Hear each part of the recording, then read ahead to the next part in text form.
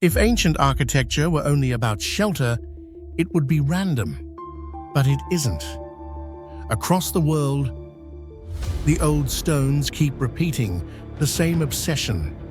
Straight lines that refuse to drift, corners that lock like puzzles, platforms leveled as if the ground was negotiable, and spaces designed to control crowds, sound, light, and water. That's not decoration, that's intention. In this documentary, we follow architecture as a language, not what legends say, but what measurements reveal. We'll trace how builders shaped entire landscapes into temples, terraces, tombs, and fortified cities, and why, even after centuries of study, some of the most important questions remain strangely unanswered. What methods were common knowledge back then, and what capabilities did the ancient world quietly hide in plain sight? Buried in the sands of time, carved into the living rock of the Nubian desert, stands a monument that defies the limits of ancient engineering and even modern understanding. Not just a temple, but a celestial machine of stone, the great Abu Simbel was built over 3,000 years ago to serve gods, glorify a king, and command the sun itself. Twice a year, with unexplainable precision, sunlight pierces its long stone corridors to strike the face of Ramses II. What ancient knowledge allowed this miracle of alignment? What power built a monument that still bends light like clockwork? Abu Simbel is more than a relic. It's a riddle in rock, and the answer may change everything we think we know about the past. Was the solar alignment of Abu Simbel just brilliant ancient engineering, or does it hint at a deeper lost knowledge? Drop your thoughts in the comments below. As visitors step into the great temple of Abu Simbel, they are not only awestruck by the 4 colossal statues of Ramses II, each standing nearly 20 meters tall, but also stunned to discover that the entire structure is far more than a place of worship. From the east-facing facade, a corridor, roughly 60 meters long, cuts deep into the mountain, leading to the sacred sanctuary where 4 divine statues reside: Petra, Amun-Ra, the deified Ramses II, and Ra-Horakhti. The most wondrous and unbelievable phenomenon occurs twice a year on February 22nd and October 22nd, when the rising sun shines through the corridor, illuminating 3 of the 4 statues, Amun-Ra, Ramses II, and Ra-Horakhti. Remarkably, only Petra, god of darkness, and the underworld remains cloaked in eternal shadow. This entire event lasts only about 17 to 20 minutes, yet its near-perfect precision has left modern scientists astounded. This is no ordinary temple. It is a celestial machine meticulously designed from stone. The 2 days when sunlight penetrates the Abu Simbel temple, February 22nd and October 22nd, are no random coincidence. Many scholars believe these dates mark 2 sacred milestones in the life of Ramses II, one being his coronation day, the other his birthday, honoring the pharaoh who was deified. Choosing these dates as the temple's solar key reveals that the ancient Egyptians weren't merely building a religious structure, they were crafting a stone time-keeping machine calibrated to cosmic movements to eternally glorify the king's divine status. What's truly astonishing is that this entire light-guiding system was calculated over 3,000 years ago without computers, 3D simulation software, or modern surveying technology. With only the naked eye and primitive tools, the Egyptians determined the exact angles, coordinates, and timing needed for sunlight to travel through solid rock and strike the 3 sacred statues during those brief, precise moments each year. How could the ancient Egyptians more than 3,200 years ago calculate the sun's trajectory with such astonishing accuracy? This question has puzzled countless archaeologists, engineers, and modern astronomers. While today's construction projects require complex simulation software, 3D terrain mapping, and laser surveying equipment, the Egyptians had only primitive tools such as shadow measuring sticks, gnomons, naked eye observations, and generational experience. Some theories suggest They used gnomons to track the movement of the sun and stars, then developed basic astronomical models to determine the ideal angle for solar illumination. However, to this day, no ancient blueprints or written instructions have ever been found, deepening the mystery even further. Yet modern researchers who have recreated Abu Simbel's solar alignment using software all confirm that the current orientation of the corridor and statues perfectly aligns with the biannual solar event. This proves the alignment was not a coincidence, but the result of a stone-carved solar calendar intentionally crafted with precision that far surpassed its time. One of the most curious and profound details at the Abu Simbel temple is that only the statue of Pa, the god of darkness and the underworld, is never illuminated by sunlight during the biannual solar event. This cannot be a coincidence. In the symbolic thinking of the ancient Egyptians, light represented life, divinity, and sacred knowledge, while darkness symbolized death, the afterlife, and mysterious power. By keeping Ta forever in shadow, they embedded a subtle religious message: only beings of this world, such as the deified Ramses II and the solar gods, are worthy of being touched by light. Ptah, as the ruler of darkness, remains apart, as if to affirm the boundary between two realms, life and death. This is not merely a technical marvel, but a profound philosophy carved in stone. The relocation of the Abu Simbel temple in the 1960s was not merely a cultural preservation project. It is regarded as one of the greatest engineering feats of the 20th century. When Egypt began construction of the Aswan High Dam and Lake Nasser started to form, the entire Abu Simbel complex was at risk of being permanently submerged. In response, UNESCO launched an unprecedented international campaign, bringing together engineers, architects, and experts from more than 50 countries with a bold mission to completely dismantle both massive temples and reassemble them in a new location about 65 meters higher and 200 meters inland from their original site. Over 1,000 stone blocks, each weighing dozens of tons, were carefully cut, numbered, and reconstructed with near-perfect precision. What is even more astonishing is that the solar phenomenon, the sunlight illuminating the statue of Ramses II, was almost perfectly replicated, deviating by just 1 day from the original event.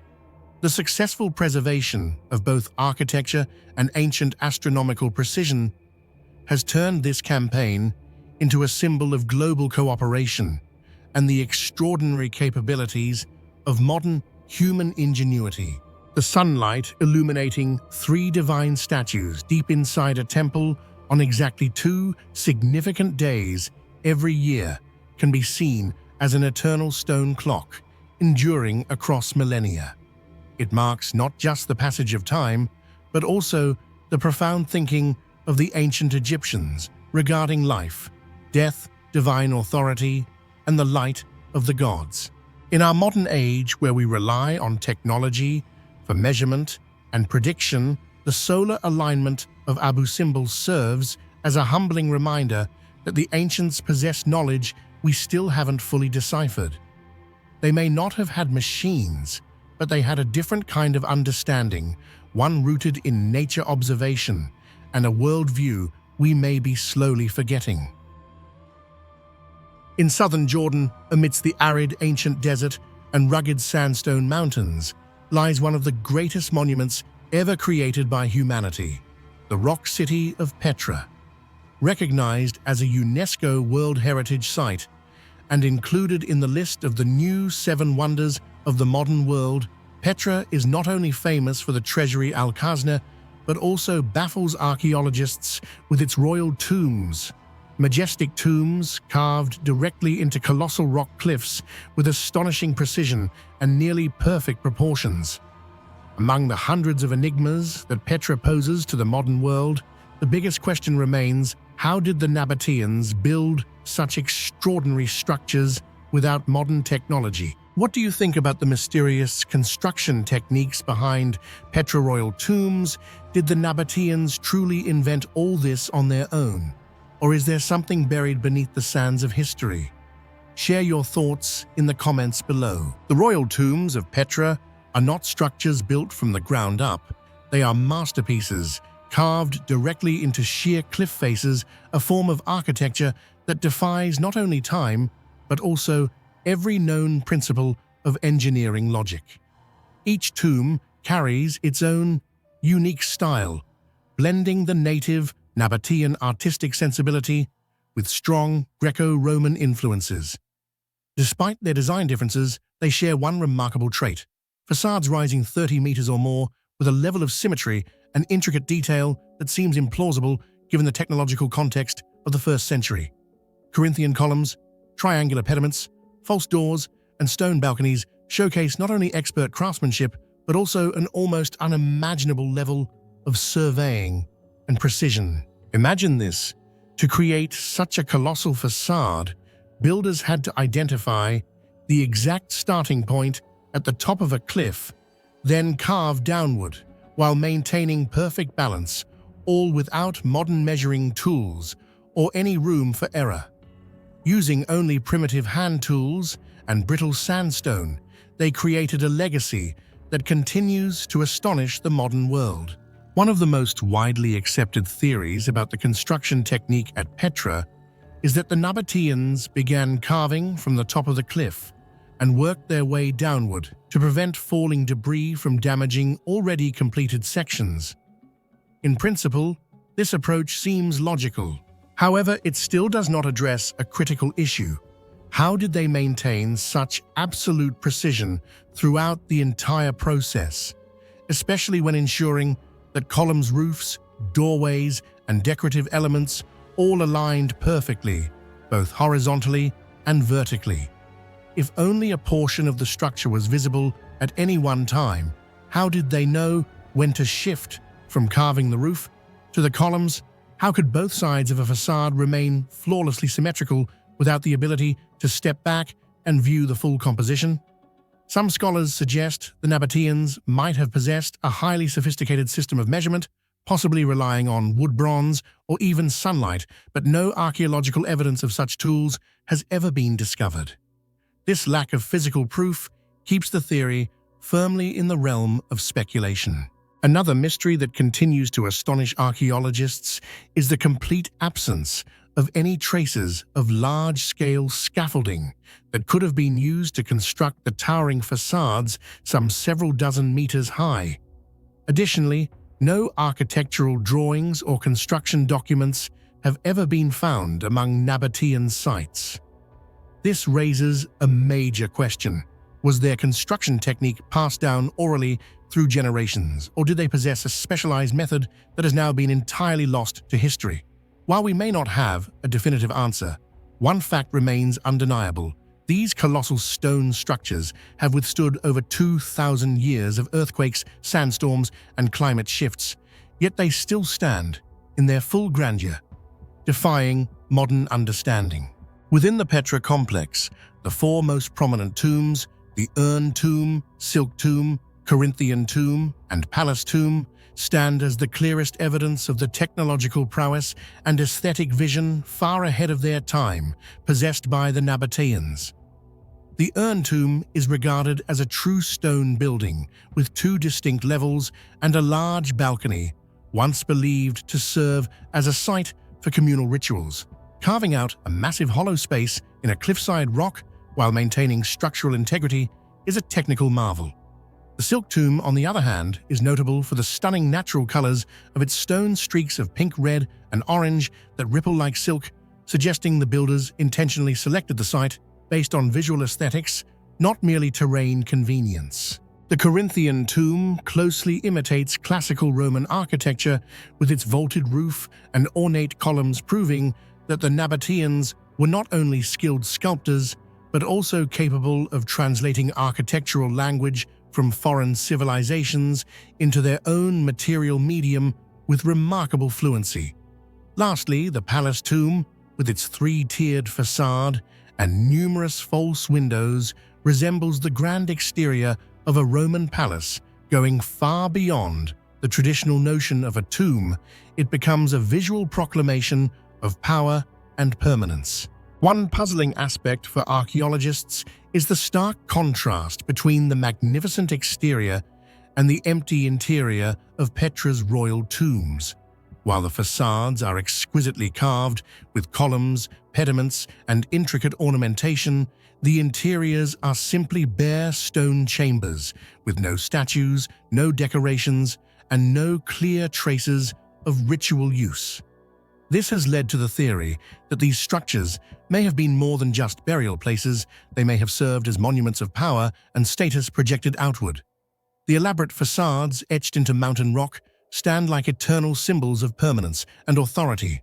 However, it's also possible that the interiors once held objects, sculptures, or secondary structures which have since been lost due to looting, invasion, or the ravages of time. What remains for us today may only be the shell, while the true core has been swallowed by history. Although not part of mainstream academic research, many theories have been proposed, suggesting that the Nabateans may have inherited knowledge from a much older civilization, one that may have vanished entirely beneath the sands of time. Petra is not merely a royal necropolis, it is a testament that transcends all known technical limits of its era. With its high precision, massive scale, and symbolic design, Petra seems unlikely to be the product of an isolated desert culture developing independently in harsh conditions. While no definitive evidence has been found, Petra's extraordinary nature continues to spark countless unanswered questions. The Petra royal tombs are not just final resting places of kings, they are marvels carved into stone in both the literal and figurative sense. No cranes, no concrete, no laser tools, only a profound understanding of structure, aesthetics, and space. Yet we still cannot explain how did they do it. When standing beneath these tombs, gazing up at their towering, flawless facades carved into mountain rock, one does not merely see craftsmanship. One sees a mystery that centuries later still remains unsolved. In the heart of a barren desert, far from rivers, forests, or fertile lands, an impossible city rises from stone. Towering columns, endless staircases, carvings of nations long vanished. This is Persepolis, the ceremonial heart of the mighty Achaemenid Empire and one of the most baffling achievements of the ancient world. Built over 2,500 years ago, it defies everything we thought we knew about ancient construction. How could such scale, such precision, such ambition be realized without modern tools and in a place so unforgiving? What secrets still lie beneath its sun-scorched stones? This isn't just a ruin, it's a challenge hurled across time, daring us to explain what should have been impossible. What do you think was the true purpose behind Persepolis, ritual power, or something we've yet to understand? Drop your thoughts in the comments below. We'd love to hear your theory. Persepolis began construction during the reign of Darius I around 518 BCE and was continually expanded by successors such as Xerxes I and Artaxerxes I. Though used mainly for grand ceremonial occasions like Nowruz, the Persian New Year, Persepolis was unlike any other political capital or administrative center. It was more like a stone proclamation, a declaration to the world that the Achaemenid Empire was a sacred and unchallengeable power. What's extraordinary is that the city was built atop an artificial stone terrace spanning more than 125,000 square meters, rising nearly 20 meters above the surrounding plain, and the entire platform was constructed from massive stone blocks, precisely assembled without mortar. In the middle of a desert under extreme climatic conditions with wide temperature swings and scarce rainfall, this stone foundation has not only endured for over 2.5 millennia, but remains structurally intact.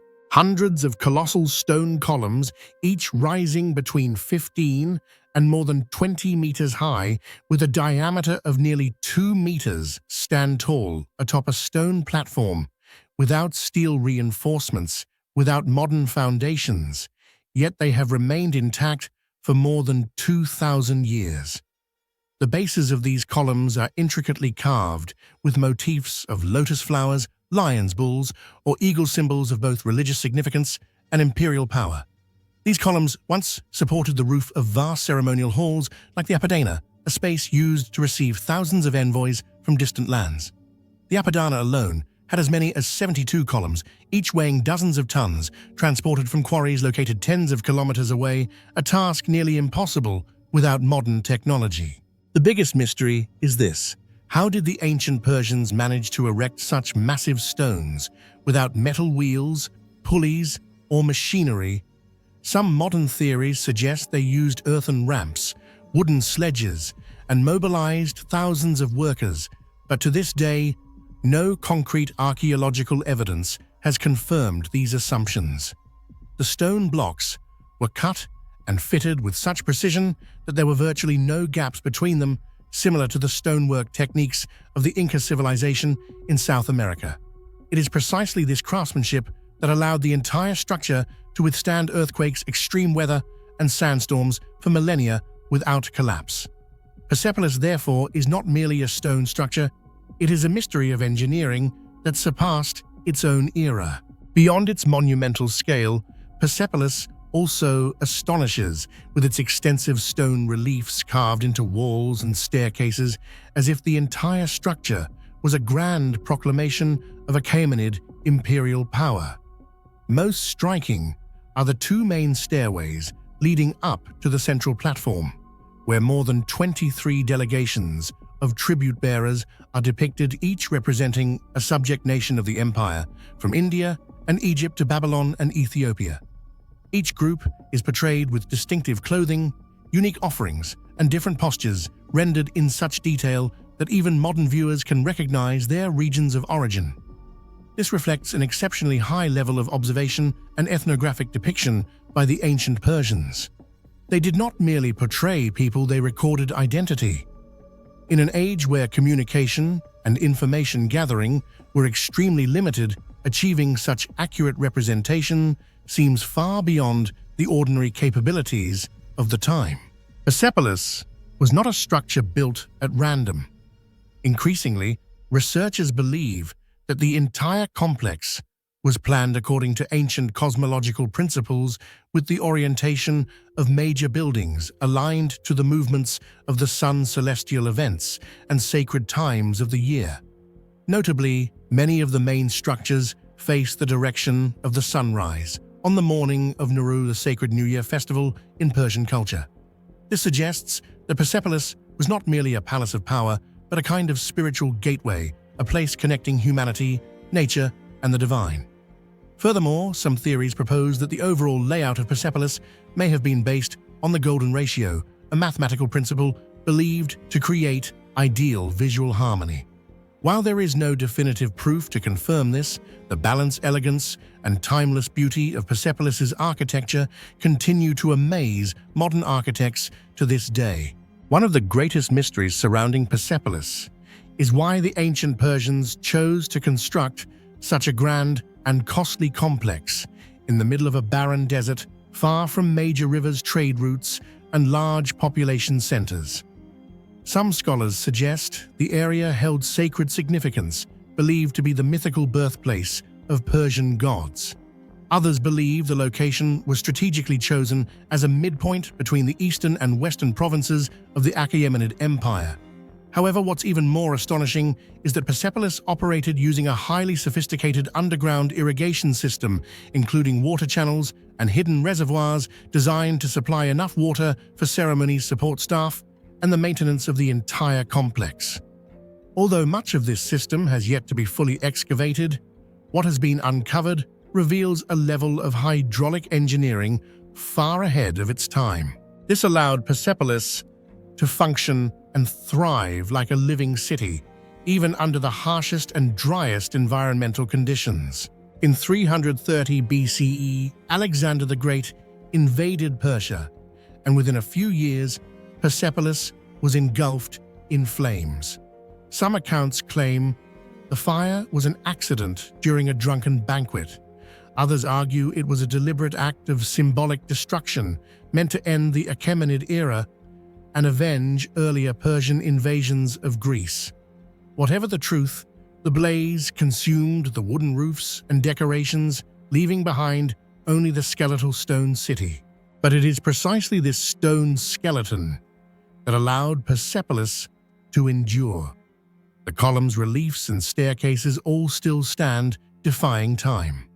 Persepolis remains a testament to extraordinary architecture forged in the harshest conditions, not just a relic of military power, but a monument to the human desire to leave a lasting mark. Even today, with much still buried beneath the sand and many questions unanswered, Persepolis continues to be one of the most majestic and enigmatic ancient cities ever built, a place where every stone carries a message, not just from the Achaemenid Empire, but from the limitless capacity of human thought and design. Amid the rugged landscapes of southern Greece, layers of massive stones rise into towering walls that have stood firm for over 3 millennia. These are not mere defensive structures, they are monuments to a civilization that once reached astonishing heights of engineering and power only to fall into obscurity. These are the Cyclopean walls of the Mycenaean people, constructions so extraordinary that even the ancient Greeks believed they could not have been built by ordinary humans. The Mycenaean civilization, which flourished around 1600 to 1100 BCE, dominated much of Bronze Age Greece. They left behind grand palaces, intricate pottery, powerful weapons, and a written script known as Linear B. But among these relics, it is the Cyclopean walls that leave modern archaeologists and engineers most bewildered. Constructed with limestone blocks, weighing several tons placed tightly together without the use of mortar, these walls form an enduring structure that has remained standing to this day despite war erosion and seismic activity. Do you believe the Mycenaeans built these walls with their own hands, or is there something we still don't understand? Let us know your thoughts in the comments below. The name Cyclopean refers to the Cyclops, the one-eyed giants of Greek mythology. According to legend, the ancient Greeks themselves did not believe regular humans could have built such walls, so they attributed the feat to mythical beings.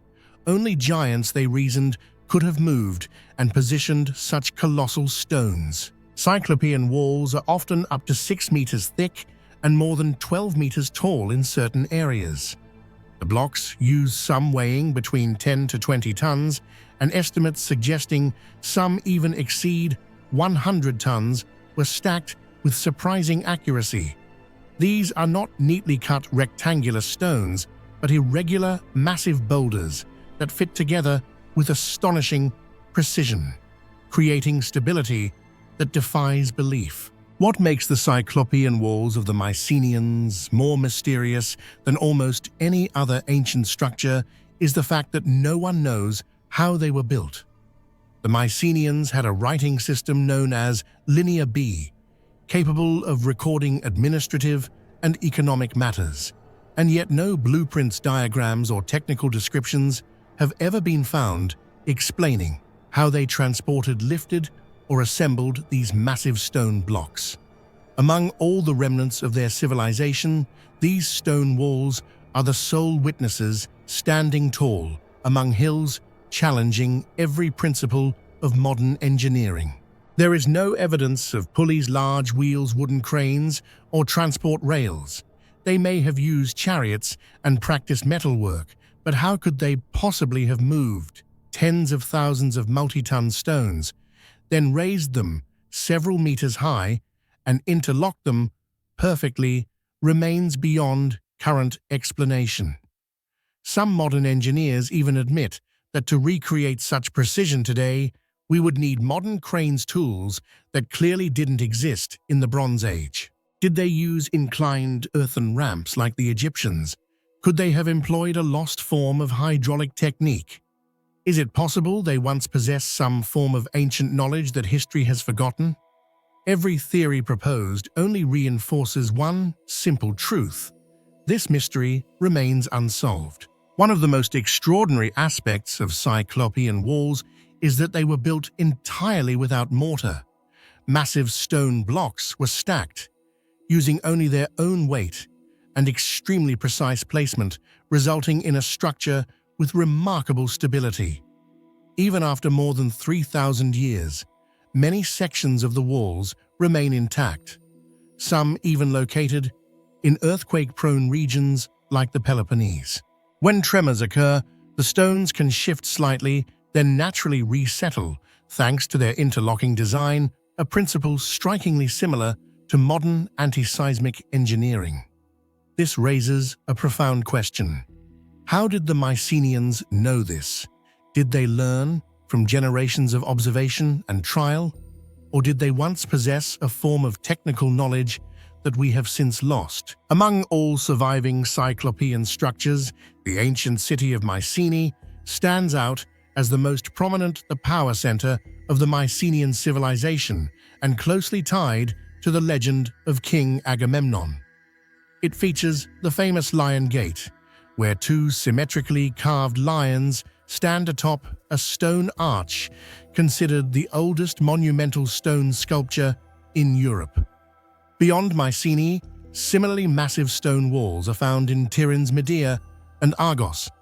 Although each site has unique design features, they all share the same construction method: massive stones, no mortar, and no surviving records explaining how they were built. It remains a long-standing mystery from ancient Greece to this very day. Although the Mycenaean civilization collapsed around 1100 BCE, the Cyclopean walls have remained standing as if defying time itself. They have withstood thousands of years of weathering earthquakes and multiple invasions by major empires such as the Romans, Byzantines, and Ottomans. Even more astonishing, many sections of the walls survived bombing raids during World War II, something even modern reinforced concrete structures often fail to do. This stands as powerful evidence of the ancient builders' advanced engineering skills far ahead of their time. What's truly strange is that the Mycenaean Cyclopean walls are not an isolated case. Across the globe, many other ancient structures were built using enormous stone blocks without mortar and fitted together with near-perfect precision. At Sacsayhuaman in Peru, the zigzag-shaped stones are so tightly interlocked that a razor blade cannot fit between the joints. In Baalbek, Lebanon, megaliths weighing 800 to 1,000 tons still lie in place, defying any known methods of transport. The Inca walls in Cusco were carved into intricate polygonal shapes, interlocking like a three-dimensional puzzle. The shared traits of technique, precision, and lack of construction records across these sites have fueled countless theories, from the loss of ancient technology to possible transcontinental connections between civilizations, and even bolder ideas involving extraterrestrial intelligence or a forgotten advanced society erased from history. Even with today's advanced technologies, laser scanning, 3D simulations, and deep geotechnical surveys, the construction techniques behind the Mycenaean Cyclopean walls still cannot be accurately recreated. All theoretical models proposed so far remain speculative, as no tools, devices, or technical traces fully match the actual construction methods observed. This lack of evidence turns these ancient stone walls into more than just archaeological relics. They serve as a humbling reminder of the limits of our current understanding. Did ancient builders possess a technique now lost to time? Or is there an unwritten chapter of history still waiting to be uncovered? Tucked away in the valley of Oaxaca, Mexico, the Mitla site appears as a solemn and ancient stone complex, but the closer you look, the more unsettling it becomes. Not because of its massive scale or the sheer number of structures, but because of the unbelievable precision found in every detail. especially the walls assembled from thousands of tiny stone pieces without a drop of mortar. Mitla was not only a ceremonial center of the ancient Zapotecs, but also an unsolved architectural riddle where every pattern, every block, every joint seems designed by a modern laser cutter. But most astounding of all, we have absolutely no idea what tools were used to create this. Could the ancient Zapotecs have mastered a lost technology? Or is there something even stranger behind Mitla's precision? Drop your theories in the comments below. We're reading all of them. The stone mosaic walls at Mitla are unlike any other ancient structure in Mesoamerica. Instead of using large blocks, the builders chose to construct these walls from thousands of small stones, each carved into precise geometric shapes such as rectangles, trapezoids, zigzags, or triangles. They were meticulously arranged like a massive puzzle with a level of accuracy that defies belief. Strangely, no mortar or adhesive of any kind was used, yet the stones are so tightly fitted that not even a sheet of paper or a knife blade can slip between them. Despite enduring thousands of years of earthquakes and weathering, these walls remain astonishingly intact. Even more remarkably, each wall features a completely unique design with geometric patterns that never repeat, crafted from hundreds of individual stone pieces joined into seamless compositions. Modern architects themselves admit that recreating these patterns by hand, using only primitive tools, is nearly impossible, let alone doing so at the vast scale seen at Mitla. Mitla, whose name in Nahuatl means place of the dead, was once a sacred ceremonial center for the Zapotecs and later the Mixtecs. It is believed that this site was used to perform rituals connecting with ancestors and the spiritual world, and the architecture of Mitla seems to reflect that belief clearly. The geometric patterns carved and assembled throughout the site are not merely decorative. They may encode profound philosophies about life, death, and the cycles of the universe. However, what truly baffles researchers is not just the spiritual symbolism, but a far more direct question. How could a society without modern technology, without iron or steel, and without machinery create stonework of such astonishing precision? What really happened at Mitla? A lost knowledge, or an entire chapter of history yet to be uncovered? One of the greatest mysteries at Mitla is this: no trace of the tools used to build the site has ever been found. The Zapotecs had no iron, no steel, and did not use bronze. According to current understanding, their tools were limited to a few harder stones or bone, far too primitive to create the sharp, highly precise cuts seen at Mitla. To shape such flawless, geometric blocks, even modern engineers would require specialized industrial cutters or laser technology. Even stranger is the fact that no blueprints, drawings, or technical instructions have ever been discovered at the site. The stones at Mitla were not only cut with precision, but also assembled into perfectly symmetrical patterns, highly durable and remarkably resistant to earthquakes.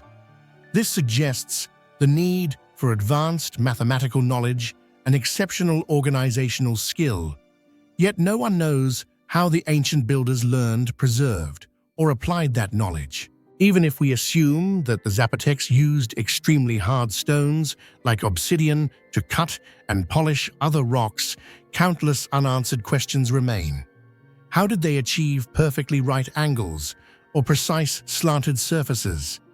How could they fit together hundreds of small stone pieces with less than a millimeter of deviation? And how were the intricate zigzag patterns, nested squares, and flowing wave motifs all done entirely by hand, so remarkably uniform?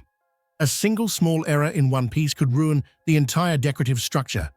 This suggests that sharp tools alone weren't enough. They must have also had highly accurate measuring knowledge and exceptional mathematical thinking. But the bigger question still lingers: where did the Zapotecs learn these skills? And why has no trace of that knowledge been preserved in the historical record? The complete absence of tools, technical drawings, or signs of construction experiments at Mitla has forced researchers to reconsider a fundamental question. Could this site truly have been built Using the conventional methods we typically imagine, several theories have been proposed to explain this astonishing feat. One suggests that the Zapotecs once possessed highly advanced construction techniques which have since been lost over time, much like the mysteries surrounding Inca stonework in Peru. Another theory proposes that there once existed a specialized class of master builders who guarded their knowledge closely and passed it down only orally, never in writing. But the boldest idea goes even further, that Mitla may in fact be a remnant of a much older, possibly forgotten, prehistoric civilization, and that the Zapotecs merely inherited or restored part of the structure.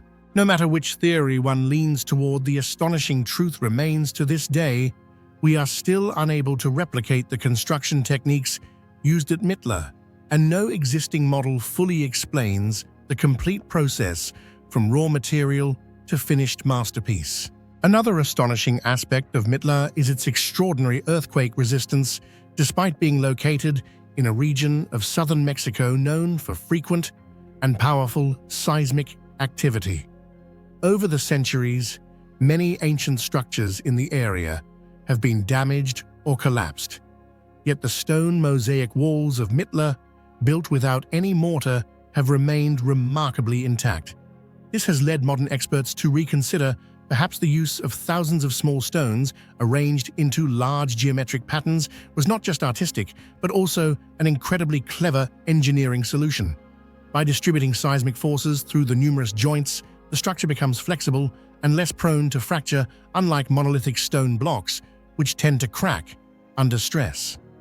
This raises a profound question.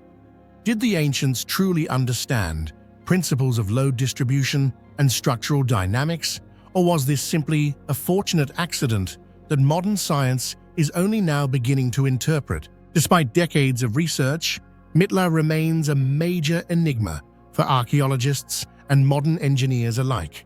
Some of the most fundamental questions still have no clear answers. Who was the first to invent this one-of-a-kind stone-fitting technique? What kind of tools did they use to achieve such near-perfect precision?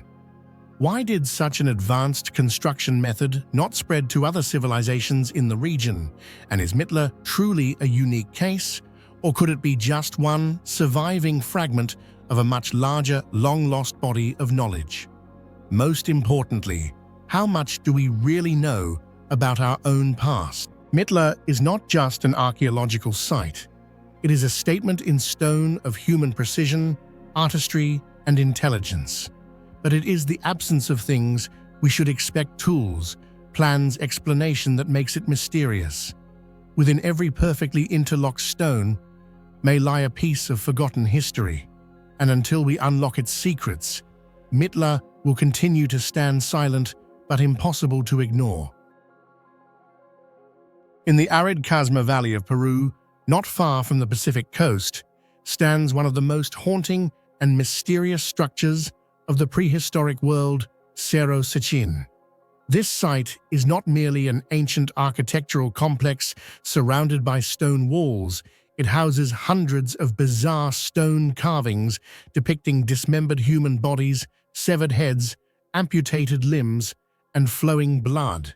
Yet behind this graphic imagery lies something even more astonishing to modern scientists: the way these images were carved into stone, and the manner in which an ancient society operated to achieve such a feat.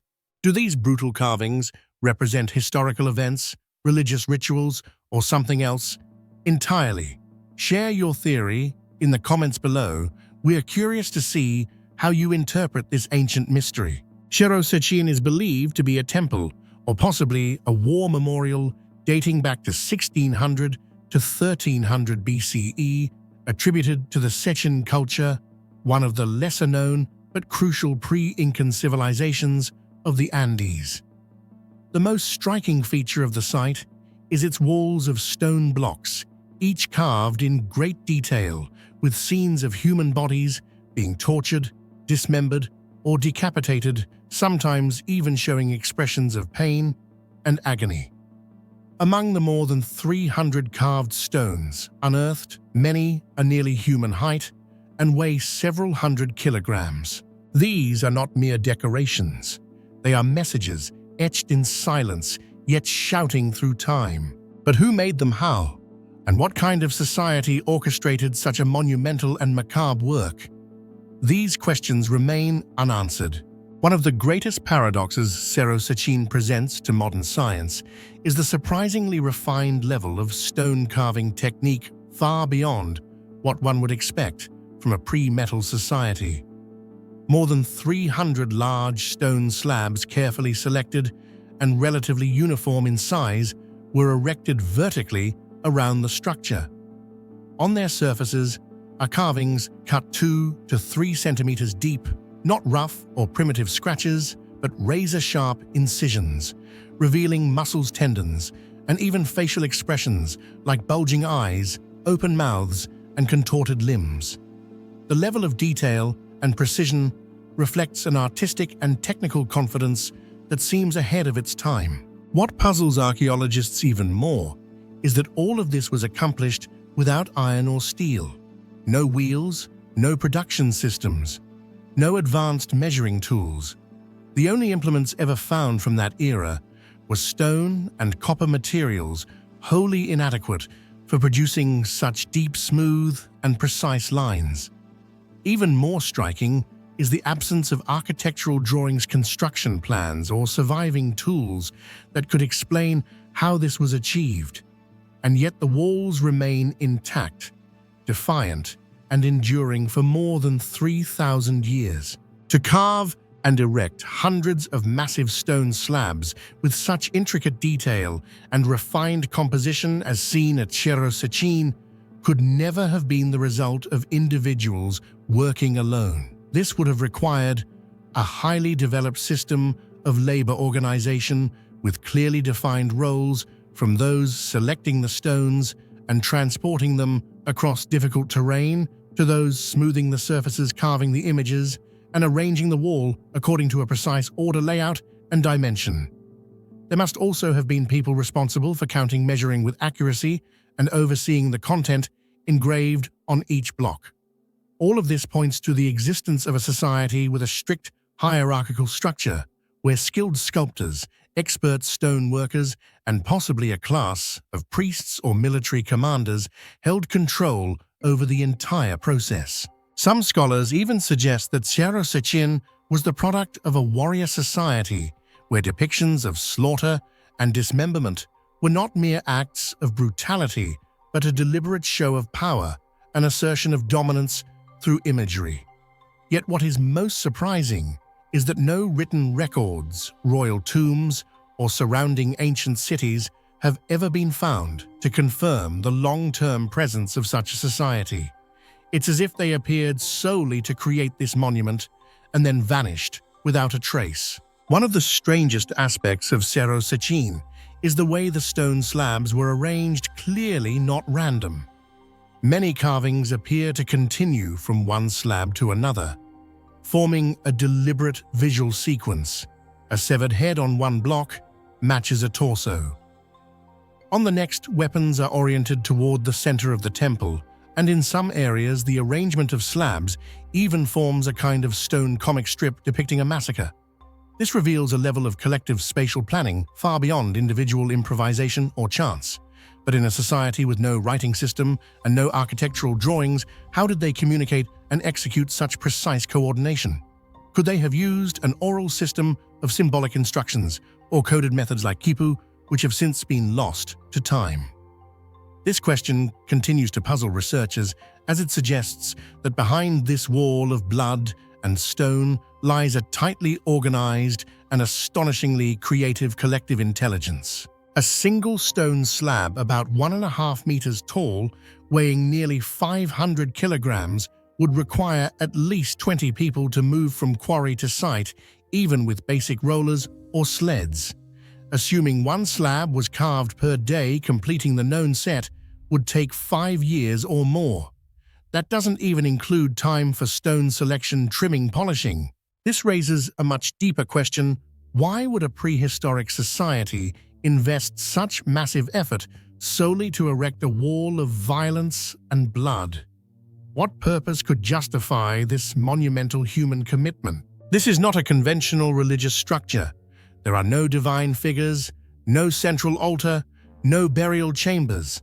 What remains is a wall where the slaughtered human form is glorified in stone. Could it be a form of power preservation through fear? Or perhaps a glorified, blood-soaked historical record? Or simply a ritualistic artistic expression of life, death, and transcendence? One key factor that makes Cerro Sechin even more perplexing is that no other structure across the entire ancient Andes shares its artistic style. Even major civilizations, like the Chavin or the Inca, left behind no comparable artistic traces. There are no round sculptures, no symmetrical motifs, no geometric patterns like those seen in Nazca. The style of Cerro Sechin is completely unique and isolated, not fitting into any known artistic or religious tradition. This stylistic isolation makes interpreting its meaning nearly impossible. If it were part of a broader cultural trend, researchers could look for similarities to form hypotheses. But when it stands alone as a singular phenomenon, we are left with nothing to compare it to and no context to understand it. Ultimately, the question persists: why depict torture and dismemberment?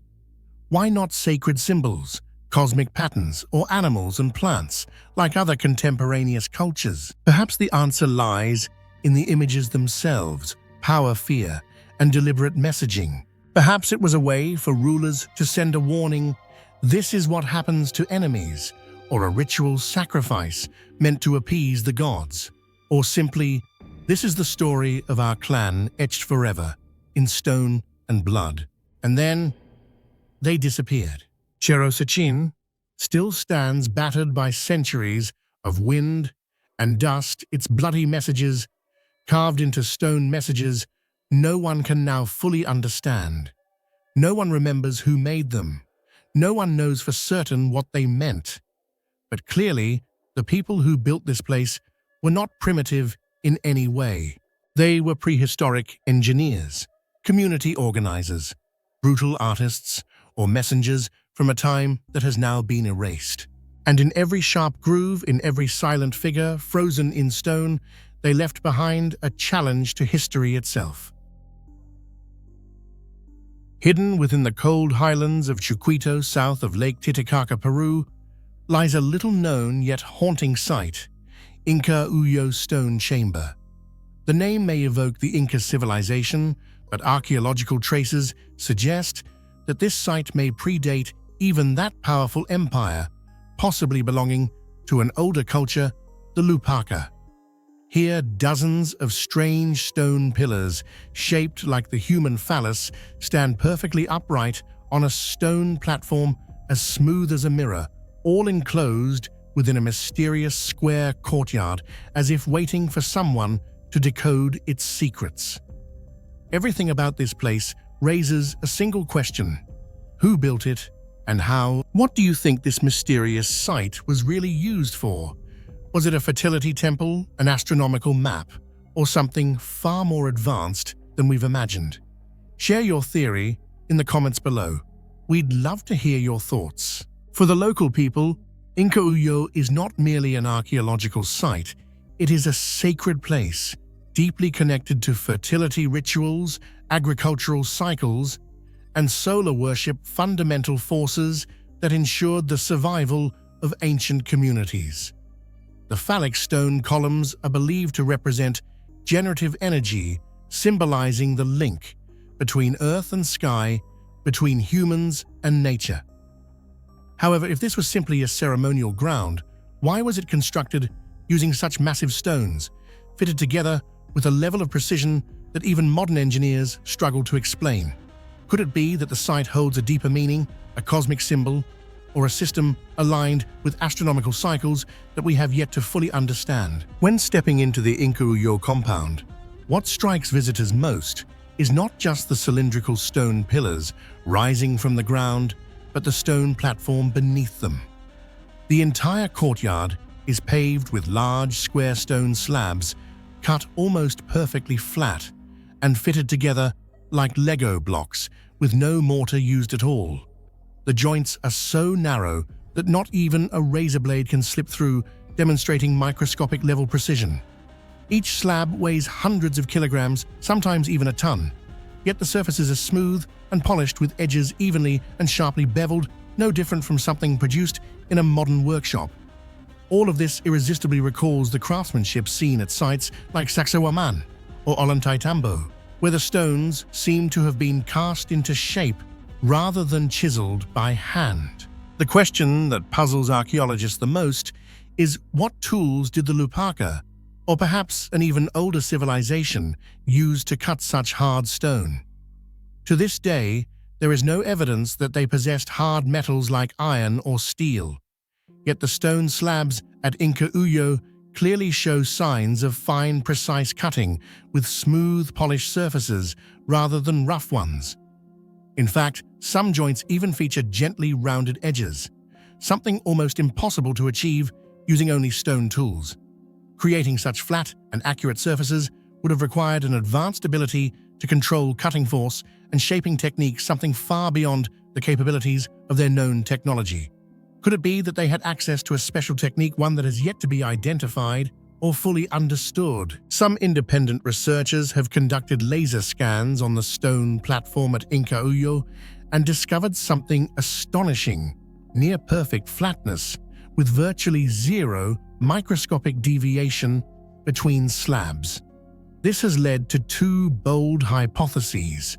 First, the builders may have possessed advanced surveying and stone-cutting techniques, allowing them to create smooth surfaces and perfectly fitted joints. Second, they may have known how to temporarily soften the stone before shaping it and letting it harden again, a theory previously proposed for other Inca structures. But how would that be possible? Did they use a special organic compound, or did nearby Lake Titicaca once provide a mysterious mineral resource that remains unexamined? To this day, mainstream science has yet to offer a definitive answer. If we assume the stone platform at Inca Uyo dates back to the Lupaka period, it raises even more questions. The Lupaka are usually described as lake-dwelling agriculturalists with non-complex social structures. There is no evidence they built observatories or megalithic architecture on the scale of the Inca or Tiwanaku. So how and why did they create a stone platform with such precision and aesthetics? Could they have merely inherited and reused an older pre-existing structure? One aspect that continues to puzzle researchers is that the arrangement of the stone columns on Inca Uyo's platform is clearly not random. Many scholars believe the layout was based on astronomical patterns corresponding to constellations important in ancient Andean belief systems. Meanwhile, some cultural historians offer a different interpretation. The stone columns represent male phallic symbols, while the flat square stone platform symbolizes Mother Earth, the place where life is sown. In this fertility-based view, the columns are seen as seeds of life emerging from the ground, ready to receive sunlight and water from nearby Lake Titicaca. If this is true, then the platform's perfect flatness, durability, and permanence serve not only as a technical achievement, but also to preserve the sacred nature of the rituals, reflecting a belief system passed down through generations. Despite bearing signs of astonishing technical craftsmanship, Inca Uyo has remained in silence for decades. It is not as famous as Machu Picchu, not as massive as Sacsayhuaman, and rarely appears in mainstream archaeological curricula. Perhaps due to its small size, unusual design, and remote location far from major tourist routes, the site has been overlooked and seldom studied seriously.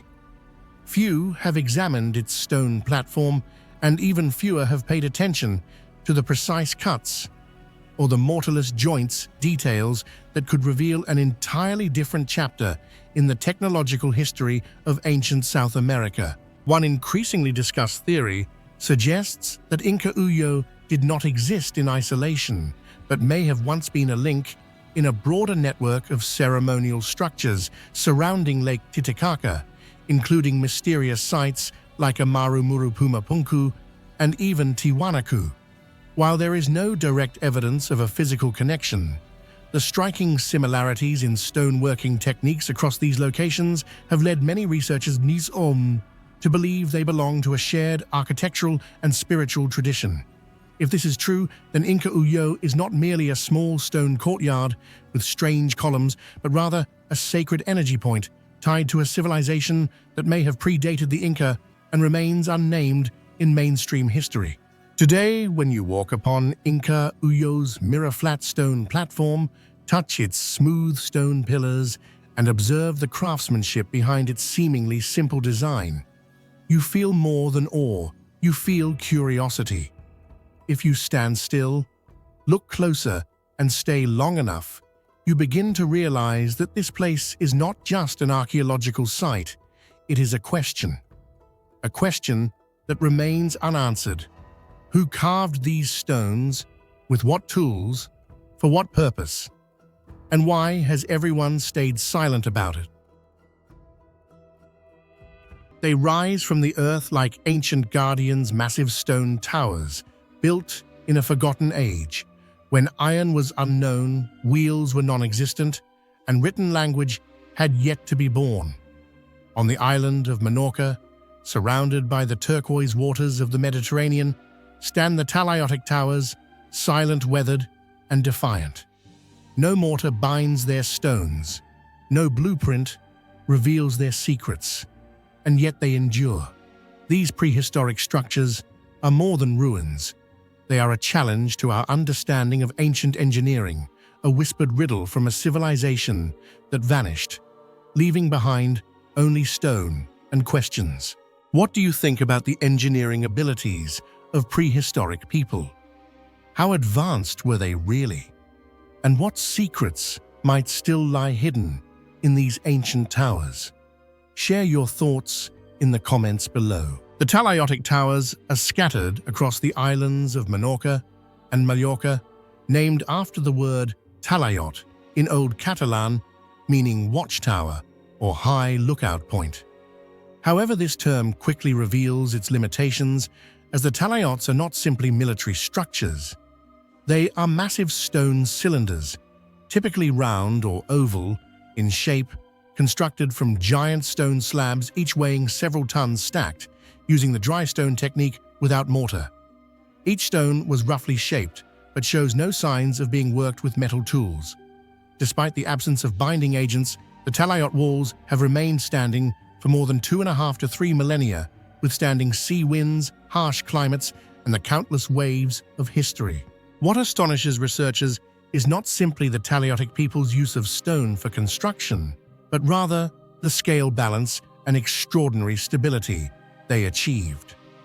Although the stones were not cut into perfect squares, they were carefully selected and arranged with remarkable precision, following a principle that archaeologists refer to as locked gravity, where the sheer weight and shape of each stone causes them to interlock naturally, forming a solid and stable structure. This technique allowed the creation of towering buildings without the use of any binding material, a feat that required a deep understanding of center of gravity, pressure distribution, lateral force, and load balance concepts usually associated with Greek or Roman architecture. And yet, the Talayotic people mastered all of this thousands of years ago, without blueprints, machines, or modern engineering knowledge. Among the hundreds of Talayots discovered, Talayot de Torello and Talayot de Trapuco stand out as prime examples of the impressive scale of these structures. Their foundations span up to 20 meters in diameter, with original heights estimated at 5 to 7 meters. Upon close examination, archaeologists found that the stones were not selected randomly. They were sorted by shape and size, with larger blocks forming the base and progressively smaller stones used higher up.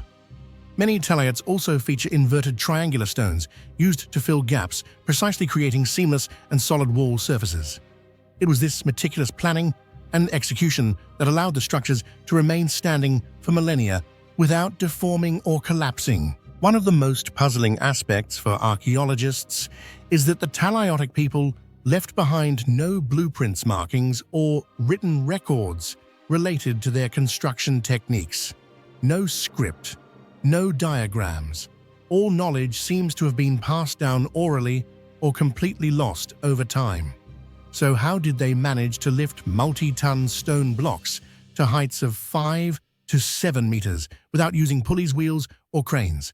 Some theories suggest the use of earthen ramps or wooden scaffolding, but given the scale, power, and precision seen in Talayots, these explanations remain largely unconvincing. Even the Romans, famed for their engineering skills, typically avoided dry stone construction due to its difficulty, opting instead for mortar, mixed with rubble to ease the building process. Although dry stone construction techniques were not unique to Menorca, similar methods appeared in the Inca stone walls of Peru, the megalithic sites of Malta, and the Nuraga towers of Sardinia. What sets Menorca apart is the scale of application and level of systematization. The Talayotic people didn't just build towers, they interconnected them with ceremonial structures like the taller T-shaped stone altar and the Navetta boat-shaped tomb, forming a prehistoric architectural network with clear logic, defined purposes, and rare consistency. This entire complex reveals that it was not merely a place of residence, but rather a religious, social, architectural ecosystem developed with deliberate intent and remarkable organization. Many talayots were not just solid stone masses, but featured clearly designed interior spaces, often in circular or horseshoe shapes, with narrow corridors leading to a central chamber. Some even had a second level, or underground structures, showing that the builders not only knew how to stack stones, but also understood how to organize space functionally. The construction of hundreds of talayotes of varying sizes across Menorca reflects a society with long-term planning, clear social hierarchy, and abundant manpower capable of executing large-scale structures that were likely symbolic and served ritualistic or communal purposes. A major question arises: why didn't the Talayotic people use mortar? Was it because they hadn't invented it yet? Or was it a deliberate choice based on technical or spiritual reasoning? Some scholars believe that dry stone construction allowed the structures to breathe, to expand and contract with weather changes without cracking, unlike mortared buildings. This would have been especially beneficial in the Mediterranean climate, with its high humidity and wide temperature swings. Others suggest the Talayotic people considered stone to be sacred, and mixing it with other materials would have compromised its purity, a decision perhaps more symbolic or spiritual than technical. In this sense, the absence of mortar might reflect a profound construction philosophy that has been lost to time. The fact that these talayots still stand after more than 25 centuries, while many modern buildings crumble within decades, is powerful proof of the timeless durability of ancient construction. It's no surprise that in the year 2023, the Talayotic sites of Menorca were officially recognized by UNESCO as a World Heritage Site, cited as an exceptional example of large-scale dry stone architecture reflecting a deep connection between human settlement and the natural environment in the prehistoric Mediterranean. Yet much remains unsolved. Many talayots are still unexcavated. Foundations remain buried. Entire chapters of their history are missing. It's clear that these ancient builders weren't merely piling up stones. They were transmitting a language of architecture. We've yet to decode a form of thought, without words, a design logic beyond time. Were they taught by an even older civilization, or did they independently develop these techniques through careful observation and relentless experimentation? Whatever the truth may be, the Talayotic towers still stand silent, steadfast and defiant, as if waiting for someone to finally hear the story the stones have been trying to tell. Nestled among the tranquil forests of the ancient capital of Polonnaruwa, once one of the most important Buddhist centers in Sri Lanka during the 12th century, Galvihara is not a lavish or towering structure. Yet within its simplicity lies an artistic marvel that leaves the world speechless. 4 massive Buddha statues were carved seamlessly from a single granite rock, not assembled, not pieced together, and showing no signs of modern construction techniques. Even today, the stone carving art of Galvihara remains an unsolved mystery, an artistic masterpiece that even the most skilled contemporary sculptors might not be able to replicate perfectly. Could ancient artisans have known a lost technique or something even more mysterious? Share your thoughts in the comments below. We'd love to hear your theories. What immediately captivates anyone standing before Galvihara is not just its scale, but the astonishing finesse carved into one of the world's hardest stones. Granite, known for resisting even modern tools, has been transformed here with such delicacy that it seems to breathe. Every curve, whether in the gentle drape of the Buddha's robe, the relaxed contour of his fingers, or the serene calmness of his face, shows a level of control that defies time and technique. The reclining Buddha, stretching over 14 meters in length, exemplifies this mastery. His toes are carved in flawless symmetry. His face carries a subtle, knowing smile, quiet yet powerful. But perhaps most extraordinary is the robe. It clings to the body like silk, created not with deep chiseling, but with soft, barely there grooves. This kind of work requires not only unmatched hand skill, but a level of tactile sensitivity and control that suggests the sculptors were not just craftsmen. They were artists of the highest order, working with intent, patience, and reverence. What puzzles researchers most is not just the artistic beauty, but the unanswered question at its core. How did 12th century artisans with no modern machinery, no measuring devices, and not even a single surviving blueprint, manage to produce such technically and aesthetically advanced work? What tools did they use to carve into such hard granite? How did they polish the surface to near mirror-like smoothness? And why, out of countless possibilities, did they choose to carve all four statues side by side on the same massive stone, instead of crafting them separately? Although many archaeologists and modern sculpting experts have attempted to reconstruct the process used to create Galvihara, the results remain far from the original. When using iron or bronze tools similar to those of that era to carve granite, the outcomes yield only rough lines and high tool wear, nowhere near the refined detail seen in the Galvihara statues.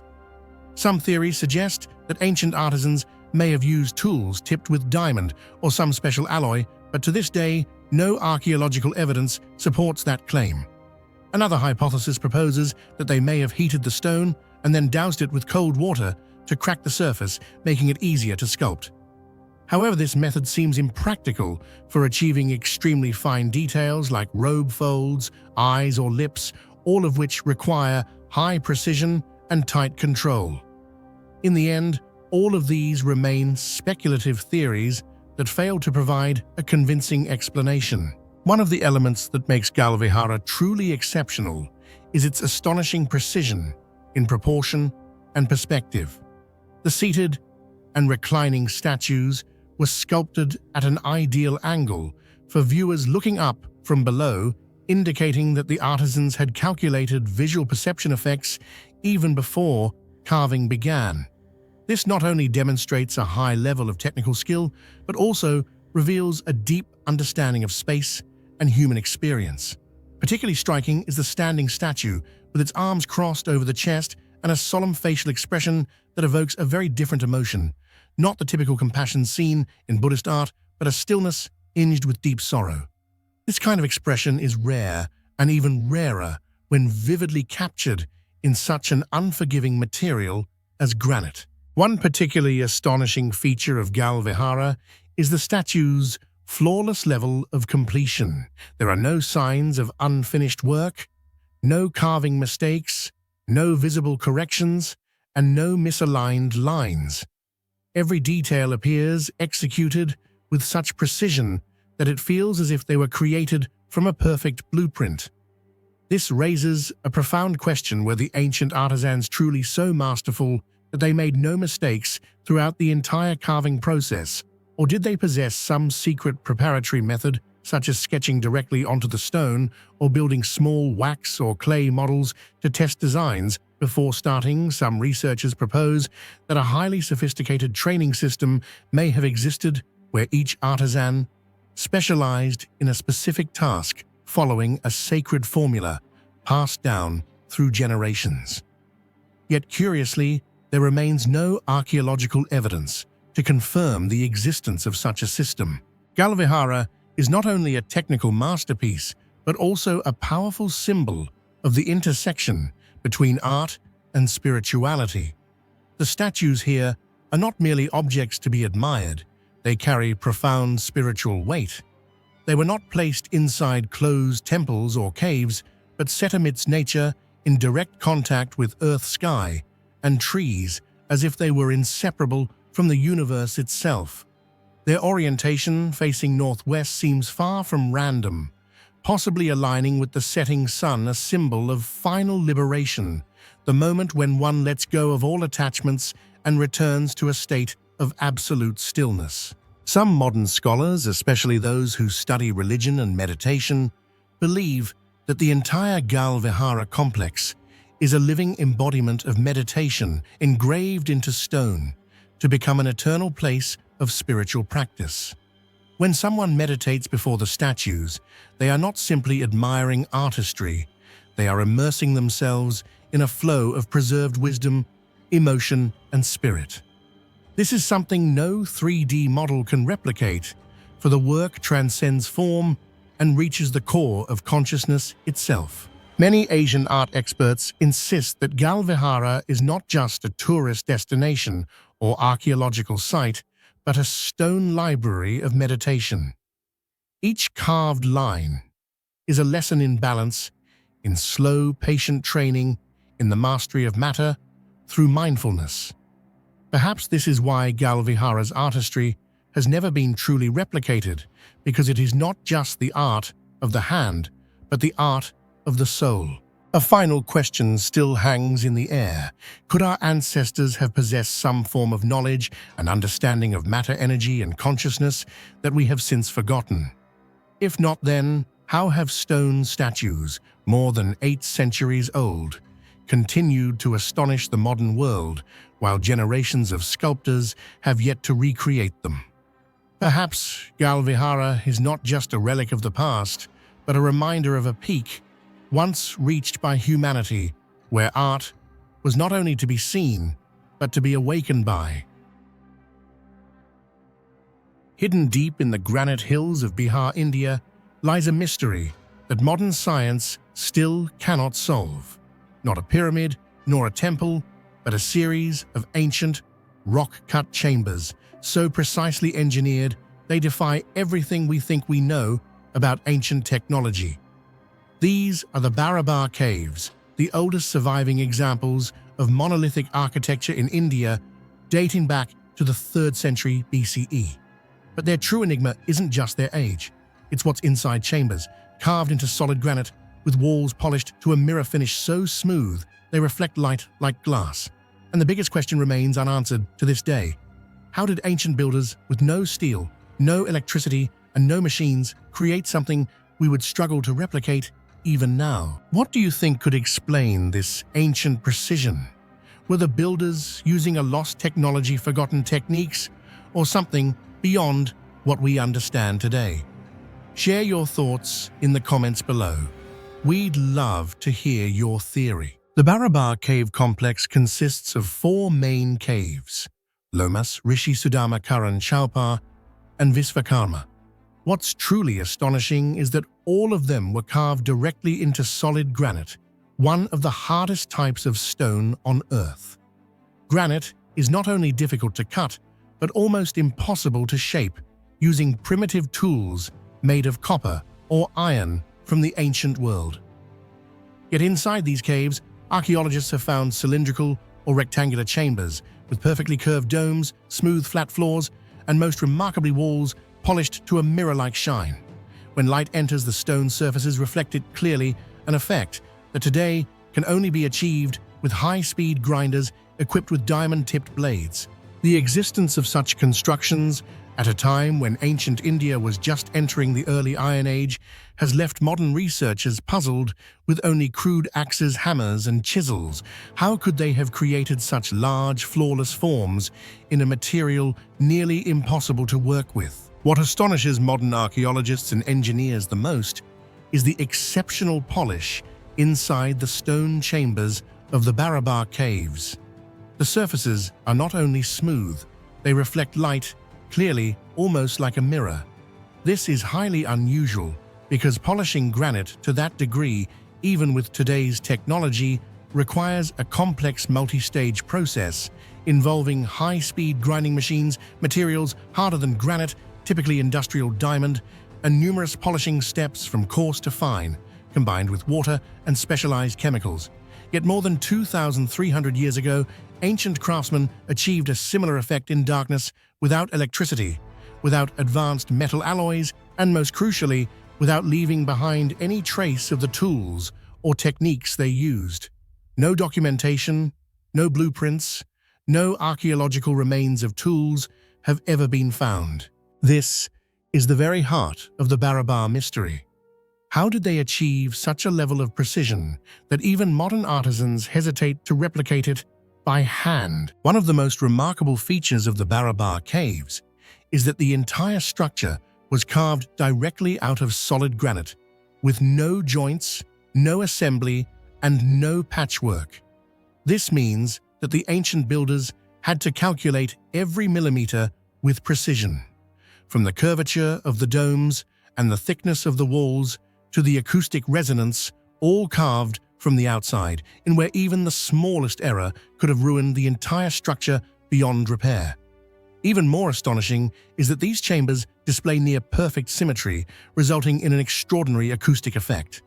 A single soft word spoken inside can echo for several seconds, as if you were standing inside a concert hall designed specifically for sound performance. But how could a prehistoric civilization, with no sound-measuring tools, no 3D models, and no advanced technology, have possibly designed a space with such flawless acoustic resonance?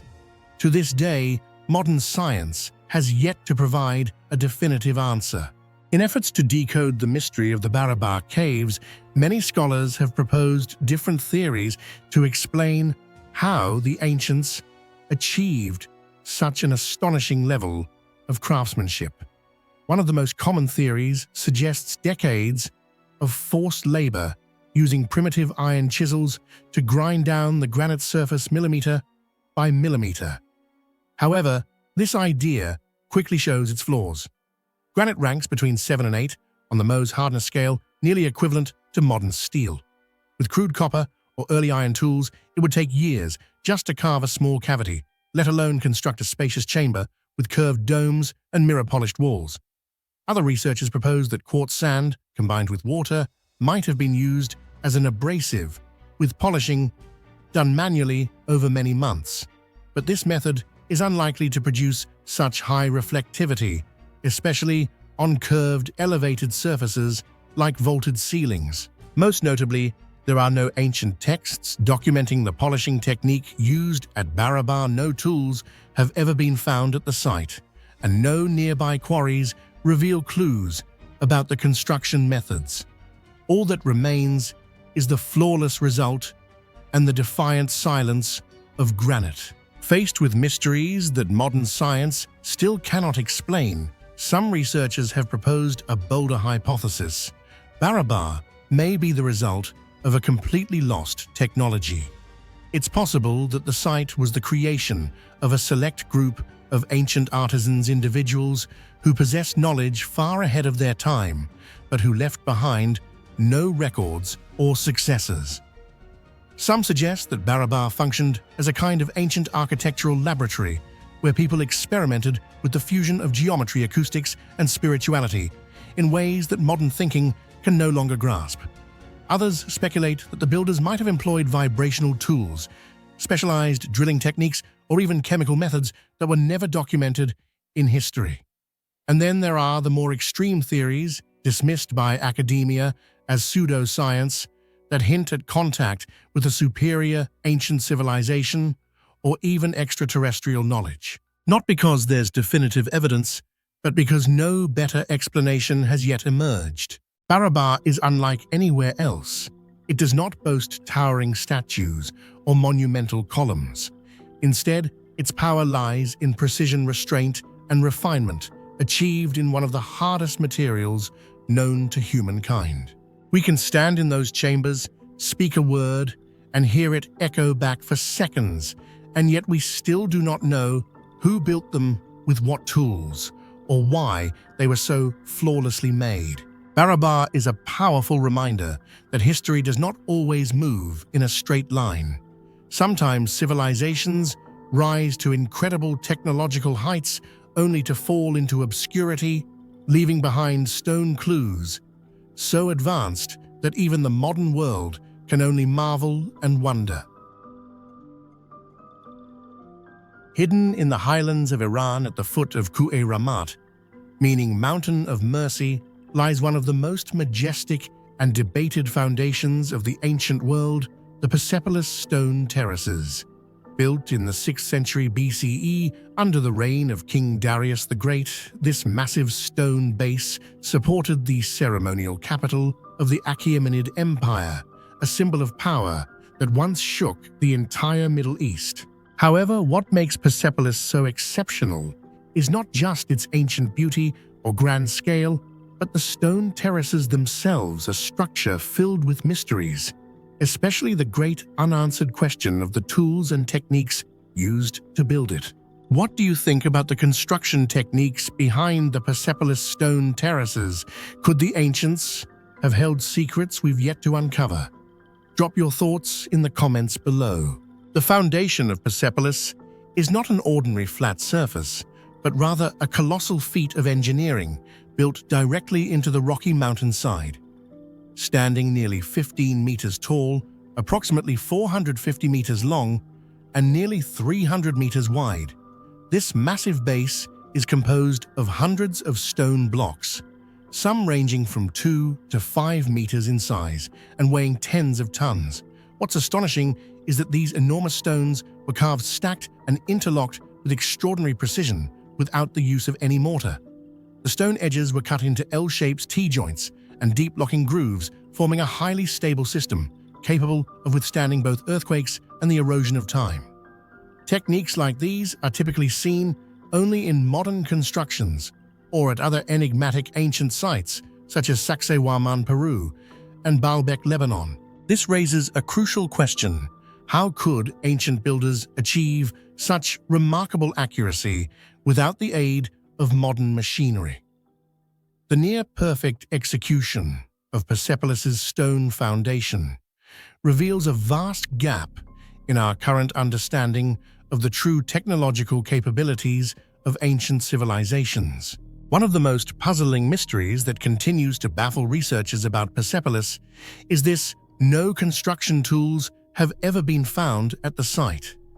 Despite being a monumental structure built over the reigns of multiple kings and taking decades to complete, archaeological excavations have uncovered only cuneiform inscribed stones, decorative elements, and a few small domestic artifacts. There is absolutely no trace of copper or iron saws, pulleys, lifting wheels, cranes, or any kind of device used to move or hoist massive stone blocks, not even broken fragments. This raises a critical question: if such tools once existed, why have they vanished completely? Or could it be that the ancients used an entirely different kind of technology, something far beyond our current understanding, a form of technology that may have been forgotten, or worse, never recorded in human history at all? One of the most astonishing engineering feats at Persepolis lies in how the ancients managed to level a massive stone platform on a rugged mountainside, something even modern engineering considers extremely difficult. Today, creating a flat and stable foundation on such uneven terrain would require heavy-duty bulldozers, industrial-grade stone cutters, laser measurement devices, and satellite positioning systems. Yet over 25 centuries ago, the ancient Persians achieved something comparable without any of these tools. They didn't just smooth out the natural bedrock, They also transported enormous stone blocks from distant sources, carved them precisely, and placed them so tightly together that there are virtually no gaps between the stones. Experts argue that such precision would be impossible with bronze tools, which are too soft and wear down quickly when used on hard stone. And if iron was used, advanced iron metallurgy was not yet widespread at the time, and there is no archaeological evidence of large-scale iron tools ever being present at Persepolis. So the lingering question remains, what exactly did they use to accomplish such an extraordinary task? A compelling theory suggests that the Achaemenids may have possessed specialized tools and techniques far beyond what we typically imagine ancient civilizations were capable of. These tools might not have been primitive at all, but instead the product of a highly advanced technology, one that has been completely lost over time. The destruction of Persepolis in 330 BCE at the hands of Alexander the Great was not merely a political act of revenge. It may have also wiped out the empire's precious archives, blueprints, and technical knowledge. If such advanced tools ever existed, they were likely destroyed in the flames or stolen and lost forever to human history. One strange detail at Persepolis that has drawn particular attention from researchers is the presence of long, straight grooves with signs of wear on the surfaces of several stone blocks. These marks do not resemble natural erosion caused by weather or rain. Instead, they appear to have been made by a sharp cutting blade or a sliding mechanism driven by force. Some scholars suggest these could be traces of an ancient transport system where the massive stones were pushed into place using specialized devices, though no physical evidence of such devices has been found to date. Another theory proposes that these grooves were part of an interlocking system where the stones were slid precisely into place using directed pressure. But if that's the case, an even tougher question arises: how did the ancients create such straight, deep, and evenly cut grooves, and with what tools? Another astonishing feature of Persepolis is the underground drainage system, carved directly into the stone foundation. The ancient Persians didn't stop at simply leveling the surface. They went further, cutting deep into the bedrock to create a complex network of channels connecting drain pipes, ventilation shafts, and rainwater runoffs. This system helped prevent erosion and maintained the overall stability of the structure. What's remarkable is that the entire drainage layout had to be planned in advance, indicating an extremely high level of foresight and understanding of hydraulics. And yet, in the absence of architectural blueprints or modern measuring tools, it becomes even more baffling how this system was executed with such near-perfect precision. How did they manage to do it? One intriguing aspect of Persepolis is that the orientation and placement of the stone terraces appear to be far from random. Many scholars have observed that the main axes of the foundation may be aligned with astronomical events, such as the winter and summer solstices, or the sunrise on Nowruz, the traditional Persian New Year. Additionally, some theories suggest that the positioning of the terraces may correspond with important constellations of the time. This raises the possibility that the Achaemenids were not only master architects, but also skilled astronomers possessing scientific knowledge far ahead of their era. All archaeological evidence and engineering phenomena at Persepolis ultimately lead to one central question: what tools did the ancient Persians use to build such a colossal stone foundation? No physical instruments have ever been found. No architectural blueprints have been preserved. No detailed records describe the construction process. The only thing that remains is the final result: massive stone blocks fitted together flawlessly, defying time and even modern logic. Could this be the trace of a lost technology? Or perhaps proof that ancient engineering skills went far beyond what conventional history has ever acknowledged? Perhaps the answer still lies somewhere deep within the stones of Persepolis, waiting for a new generation to uncover it. In southeastern Spain, not far from the modern city of Almería, hidden beneath layers of soil and rock, lie the remains of an ancient stronghold, one of the earliest and most complex walled settlements in Europe, Los Millares. Built around 3200 BCE, this site was not merely a dwelling for Neolithic people. It was a fortress, a cultural and economic center, a ceremonial necropolis, all organized within a tightly fortified area. And then, after nearly 1 millennium of existence, it vanished. No large-scale battle left its mark. No major natural disaster is recorded in the sediment layers. No signs of mass disease or widespread famine. Los Millares was simply abandoned. A once thriving culture with levels of organization and technology far beyond its time collapsed in an eerily silent way. Was something intentionally erased from history, or did time simply wash away all explanations? Drop your thoughts in the comments below, and let's try to unravel one of Europe's greatest prehistoric mysteries together. One of the most distinctive features that sets Los Millares apart in the prehistoric history of Europe is its defensive system, a feat of architecture that's hard to believe existed over 4,000 years ago. Not just one, but 3 concentric stone walls were built to surround the central living area. These walls weren't merely barriers. They were reinforced with watchtowers and cleverly designed passageways to maximize defensive effectiveness. Remarkably, beyond these 3 walls stood a 4th enclosing the necropolis, suggesting that the inhabitants believed both the living and the dead required protection. This raises a pressing question: what compelled them to invest such massive resources into fortification? Was Los Millares under constant threat of invasion? Or did it exist in an era of heightened tension, where communities fiercely competed over land-water sources or control of valuable mineral deposits like copper? One of the clearest indicators of the high level of social organization at Los Millares lies in its vast necropolis located beyond the outermost defensive wall. This was not merely a burial ground, it reflected the community's power structure and spiritual values. Archaeologists have uncovered over 100 domed stone tombs, tholoi, a burial architecture commonly found in the Near East but rarely seen in Western European cultures of the same era. The early appearance of such tombs has led scholars to question whether Los Millares was once part of a broader network of trade and knowledge exchange across the Mediterranean. More importantly, many of these tombs contained valuable grave goods such as copper daggers, gemstone jewelry, ivory ornaments, and even weapons. Strong evidence of clear social stratification and the existence of an elite class who were honored and buried far more elaborately than the rest.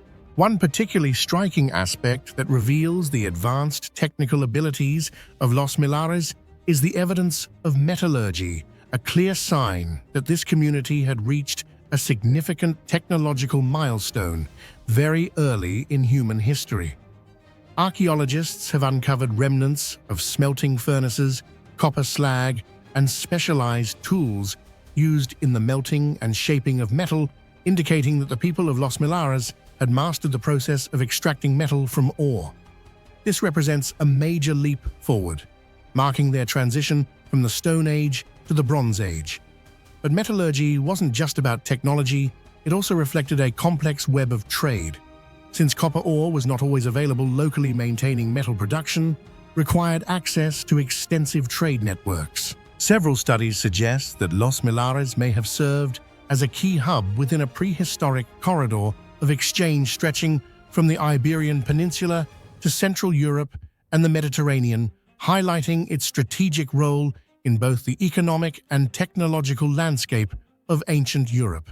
Around 2200 BCE, all activity at Los Millares suddenly came to a halt. The once common burial rituals ceased. The smelting furnaces fell silent, and pottery production, once a vibrant marker of daily life, completely disappeared. There were no signs of continued development. No new structures were added. No architectural innovations appeared. Most striking of all, there was no clear evidence of war, pillaging, fire, or epidemic, those common causes behind the collapse of many other civilizations.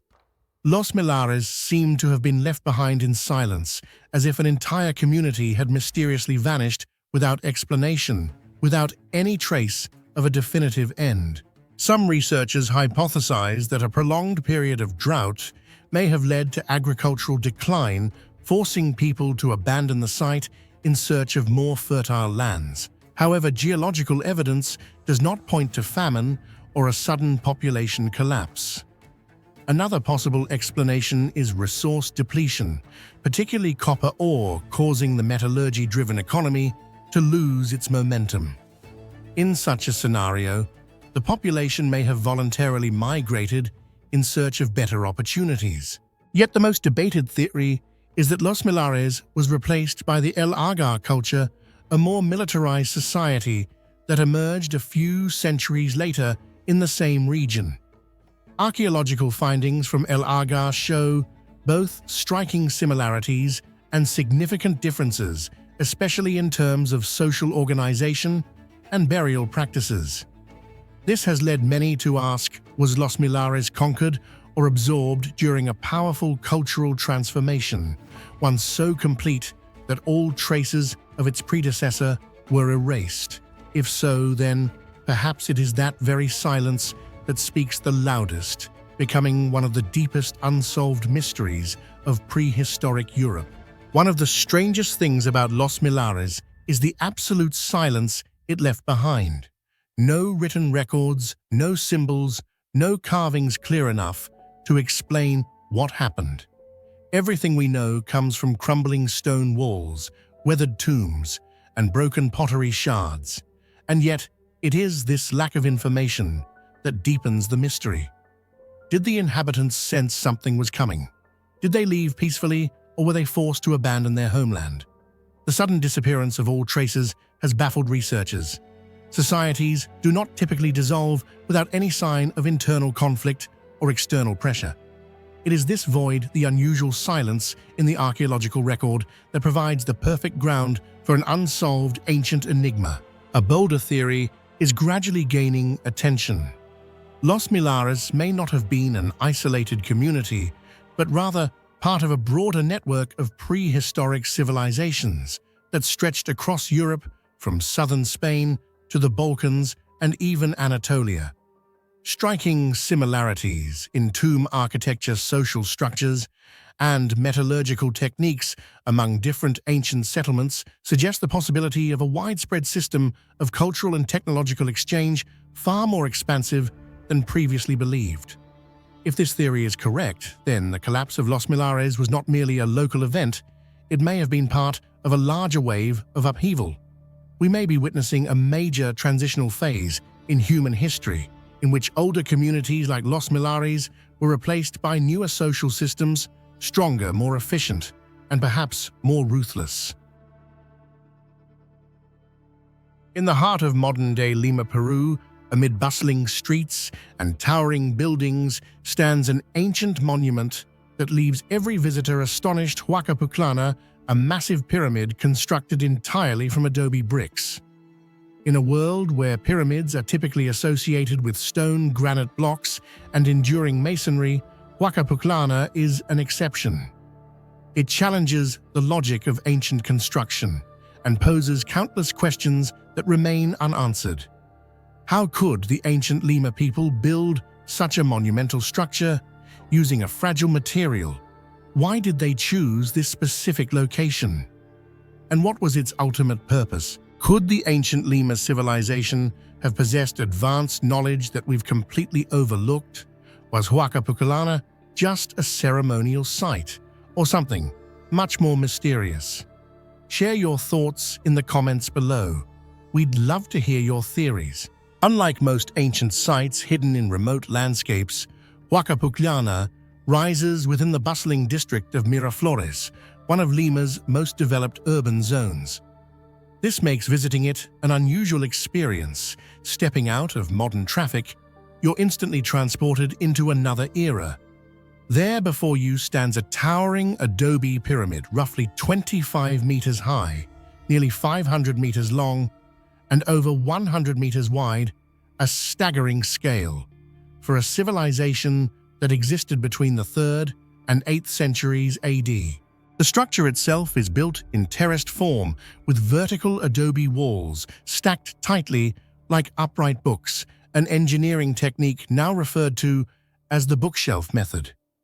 This approach not only facilitated drainage, but also increased seismic resilience, allowing the structure to withstand over a millennium of earthquakes in a geologically unstable region. And it is here that the mystery begins. One of the most astonishing aspects of Huaca Pucllana lies in its choice of building material.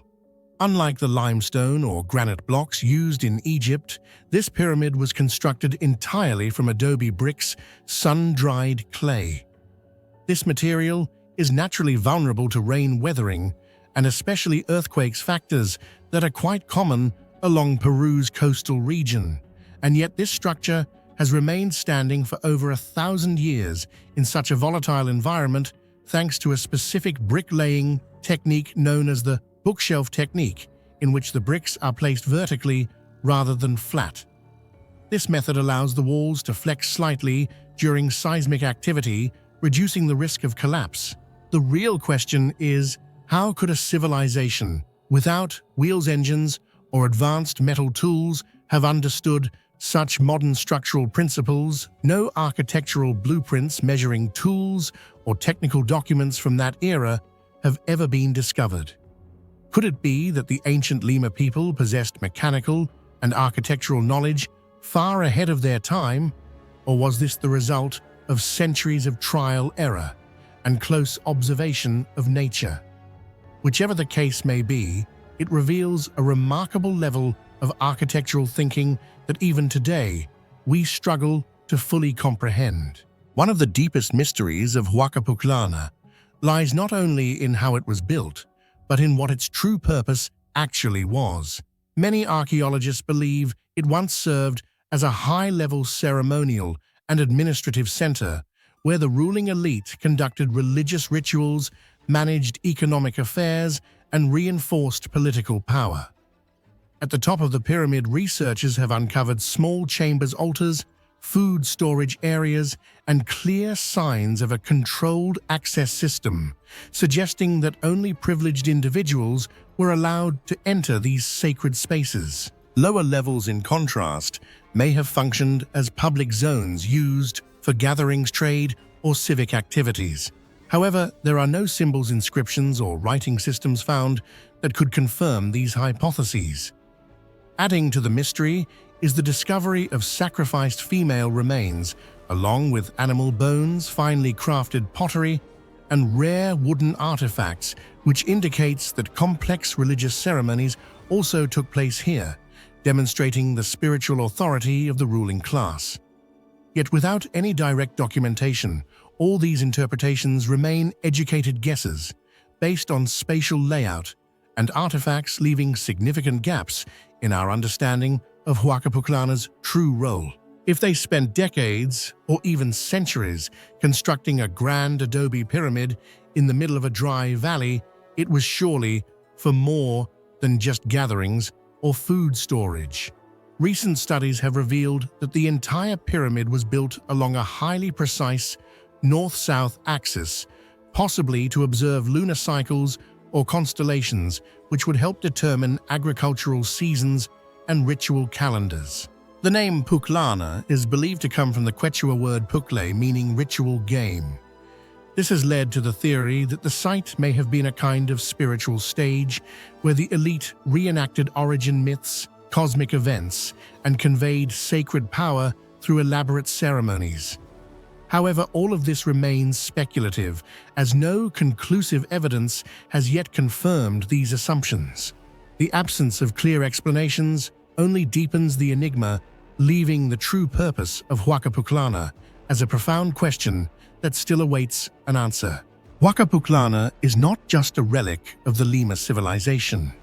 After their decline, other cultures like the Wari Ixma and even the Inca reused the site, adding their own structures and layers. This turned Huaca Pucllana into a multi-temporal archaeological puzzle where later additions obscure or overwrite the original purpose. Excavating the true meaning beneath these layers is increasingly difficult, as though each succeeding civilization tried to inscribe its own story atop the original silent monument. There is no writing, no glyphs, no records. This is the norm for pre-Inca coastal cultures of Peru. Unlike the Maya or Egyptians who left detailed carvings of their histories and cosmology, the Lima left behind a monumental physical structure, but were completely silent about its message. We can measure it, reconstruct it, hypothesize about it, but the ultimate answer to why Huaca Pucllana was built and what its sacred purpose was may remain forever buried within its adobe bricks. Huaca Pucllana stands as a symbol of a vanished civilization that left behind a great monument but no explanation. It challenges our modern ideas of technological progress and what ancient societies were capable of achieving. To modernize an adobe structure in a bustling city might seem like just an interesting archaeological site, but stepping into its inner sanctum evokes a different sensation, the powerful silence of the past, where every wall seems to whisper secrets. Was Huaca Pucllana a stellar observatory, a ceremonial center, a symbol of elite power, or a bridge between mortals and deities? Perhaps all of the above, or none at all. Hidden among the barren limestone ridges just a few kilometers from the ancient capital of Persepolis, Naqsh-e Rustam stands as a silent, yet the majestic testament to the power, craftsmanship, and belief systems of ancient civilizations. 4 colossal tombs, carved deep into a vertical rock face in the shape of crosses, are not only resting places for kings of the Achaemenid Empire, but also remain an unsolved mystery of construction that far exceeded the limits of its time. Could ancient builders have possessed forgotten knowledge or even lost technologies that allowed them to create such perfection in stone? Share your thoughts in the comments below. From afar, the cliff appears as a monolithic stone wall rising dozens of meters into the sky above the desolate plateau of Mavdasht. But up close, the intricacy of the carvings becomes astonishing depictions of King Darius the Great. Receiving the divine ring of authority from Ahura Mazda, lines of kneeling captives, armed warriors, and deeply symbolic religious imagery. All of it sculpted directly into stone, no panels, no joints. A single mistake could have ruined the entire composition, and yet it seems such errors never occurred here. A question has lingered for centuries: how did ancient people manage to create such massive works with mind-boggling precision without leaving behind any trace of tools or architectural plans? One of the most astonishing aspects of Naqsh-e Rustam is the complete absence of any evidence of access or construction systems ever being used. No stone staircases, no ramps, no sockets for scaffolding, nothing remains. Yet the tombs were carved deep into the cliff face 10 to over 20 meters above ground, featuring smooth surfaces, precise right angles, and mysteriously symmetrical reliefs. Even with modern tools, working at such heights would be a major challenge. So how did ancient builders manage to do it with such perfection without leaving a single trace behind? Several theories have been proposed to explain how Naqsh-e Rustam was constructed, but none of them are truly convincing. Some scholars suggest that ancient builders may have piled up earth or constructed sloped ramps to access the areas they needed to carve. However, no trace whatsoever of such supporting structures has ever been found in the area.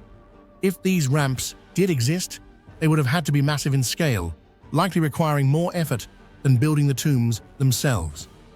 Moreover, operating tools with high precision on a sheer vertical cliff face tens of meters above the ground would demand a level of skill and technology far beyond what is typically attributed to the Achaemenid period.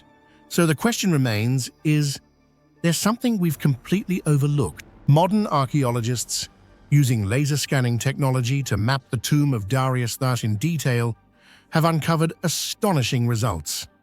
The decorative lines, the heights of carved figures, and the overall composition show incredibly minimal deviations, often not exceeding 2 centimeters, even though each horizontal arm of the tomb can span up to 20 meters. This raises a deeply challenging question: if there were no detailed architectural drawings, how could they achieve such near-perfect symmetry by eye alone? Such precision borders on the impossible, even for modern artisans. Could the ancients have used an advanced system of measurement or specialized tools that history has never recorded? And if so, why is there no trace of them left behind today? Another mystery lies in the consistency of the architectural design language across the tombs, even though they are not identical. All follow a common style, a blend of cross-shaped symbolism and the palace facades of Persepolis. This suggests the existence of a highly sophisticated system of architectural transmission, allowing different groups of craftsmen, possibly separated by many years or even generations, to maintain precise design standards. Such uniformity could not have been accidental. It points to a well-organized, methodically planned construction apparatus. And what's most astonishing is that no written record of this system has ever been found in history. One aspect that has particularly puzzled researchers is the fact that the interiors of the tombs are almost completely empty. Many explorers in the 19th and 20th centuries managed to access the interiors through cracks or anciently damaged entrances, but what they found did not match the grandeur of the exteriors. No mummies, no valuable grave goods, and no inscriptions or written guidance remained. Some theories suggest that the tombs were looted very early, possibly right after the fall of the Achaemenid Empire. However, others propose that the kings were never actually buried there, and that these tombs were purely symbolic, more like stone temples, created to eternally assert the divine power of royalty, rather than to serve as actual burial chambers. If so, the real purpose of these constructions becomes even more puzzling. Why carve into a massive cliff face simply to showcase symbolic imagery without a functional burial role? And why, after thousands of years, did succeeding empires, from the Seleucids to the Sassanids, not destroy or modify these structures? Perhaps because they were too awe-inspiring, or perhaps because their true value was also beyond understanding even then. In fact, during the Sassanid era, more than 5 centuries after Darius, new reliefs were added beneath the Achaemenid tombs, yet the older carvings were left untouched. These include images of King Shapur I on horseback, triumphing over Roman Emperor Valerian's scenes of pride and imperial inheritance. Once again, Naqsh-e Rustam appears not merely as a necropolis, but as a stage of eternal power, a stone screen where victories and legacies were etched into eternity. In addition to the 4 grand tombs, Naqsh-e Rustam holds a unique mystery of its own Kaaba-i-Zartosht, also known as the Cube of Zoroaster. This structure stands as a freestanding stone box, resembling a small tower or sealed stone chamber with no windows and no clear signs of use. To this day, its true purpose remains unidentified. Some scholars believe it may have served as a repository for Zoroastrian religious texts, while others suggest it could have been an astronomical observatory or a ritual structure used in royal ceremonies. Whatever its function, its presence amidst royal tombs adds yet another layer of mystery to the already enigmatic site of Naqsh-e Rustam. Today, Naqsh-e Rustam is a cultural heritage site, a national symbol of Iran, and a continuing puzzle for scholars worldwide. Every line carved into its rock is a message across time, but not everyone can read it. What makes this place extraordinary is not just its scale or sculptural finesse, it is the presence of an ancient knowledge system that remains beyond our full understanding to this day. The question, how did they build it, is not just about tools or stone. It is a humbling reminder, perhaps our ancestors knew more than we believe, and perhaps the greatest secrets are not found in books, but chiseled into mountains, waiting for minds ready to read them anew. The Sardinian Domus de Janas rock tombs are ancient burial sites, carved into solid rock across Sardinia, Italy, dating back up to 5,000 years. Despite their simple appearance, they conceal a vast underground world, filled with mysterious symbols and intricate chambers. With over 3,000 tombs scattered across the island, their construction methods remain a puzzle, as ancient builders shaped hard stone with surprising precision, using only primitive tools. These tombs reflect deep spiritual beliefs and continue to baffle modern archaeologists, standing as enduring symbols of prehistoric ingenuity and unsolved mysteries. How do you think ancient people created these incredible Domus de Janas tombs? Share your thoughts in the comments below. The Domus de Janas rock tombs are far from ordinary graves.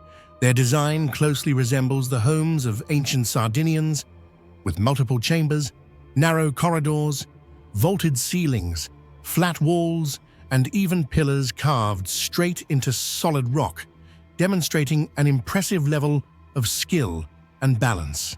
Some tombs feature false doors, believed to be spiritual gateways to the afterlife, giving these spaces a unique mix of everyday familiarity and sacred mystery. Decorated with spirals, wave patterns, bull horns, and other symbols tied to fertility, the mother goddess, and rebirth, these motifs hint at deep spiritual beliefs. Yet their true meanings remain unsolved.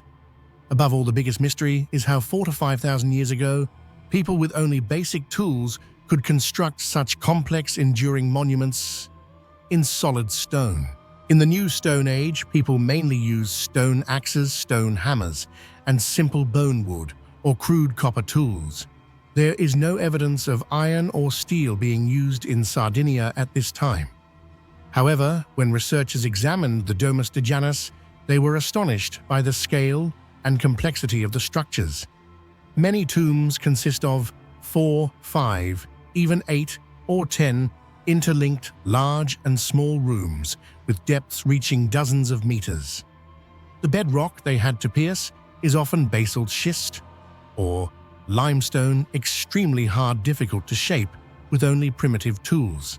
Not a few tombs have smooth, polished walls, perfect right angles, and impeccably balanced vaulted ceilings. Especially impressive are decorative details, bas-reliefs, and monolithic pillars carved with high precision, rivaling stone sculptures from civilizations thousands of years later.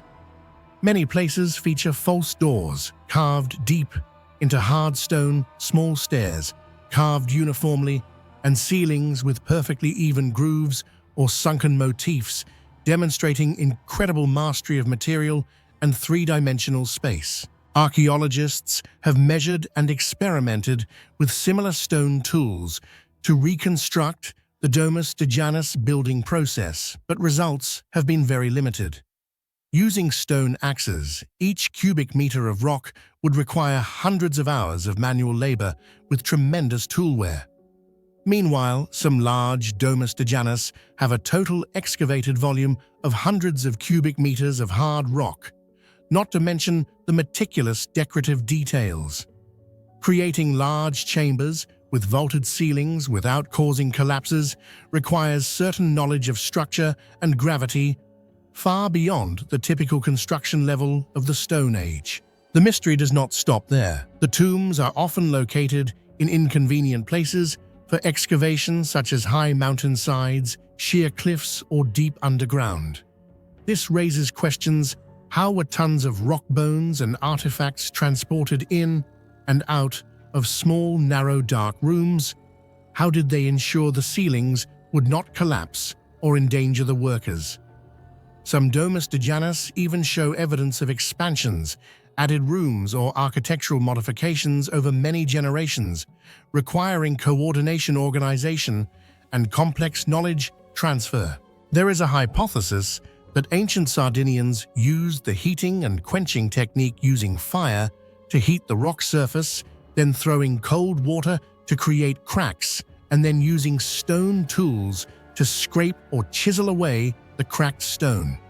However, this method does not explain the finesse of the interior lines or the mysterious smoothness of many surfaces. Some modern scholars have even proposed the possibility of lost special techniques or tools, or even secret knowledge transmitted only within a specialized group. Another enigma relates to the acoustics inside Domus de Janas. Many rooms with domed ceilings are designed so that sounds echo in a special way, suggesting a certain understanding of sound physics, very rare for sites of the same age. Large chambers can create resonance effects suitable for religious rituals, farewell ceremonies, or prayers for the deceased. The aspect of labor organization and society cannot be ignored. Building a Domus de Janas project could not have been done by just a few individuals, but required the participation of an entire community or large clan lasting for many years. This shows that ancient Sardinian society already had labor division, concentrated authority, and multi-generational knowledge transmission. Determining where to excavate, designing the rooms, calculating the structure, decorating the interior, all required a management teaching and supervision system. Today, engineers, archaeologists, and restoration artisans still struggle to recreate the Domus de Janas building techniques without modern machinery. Many reconstruction attempts have been made, but the results usually cannot match the perfection and scale of the original sites. This is why Domus de Janas are ranked among the world's most mysterious rock tombs. Did the ancient Sardinians invent special tools or alloys that history has never recorded? Did they have a team of highly skilled craftsmen in charge of these works similar to the pyramid builders of Egypt, or was all the labor carried out by the community? How did they manage and minimize the risk of collapse when digging deep into solid rock? Was the role of faith and spiritual rituals a crucial driving force behind these large-scale construction projects? To this day, all of these remain unanswered theories waiting for further discovery.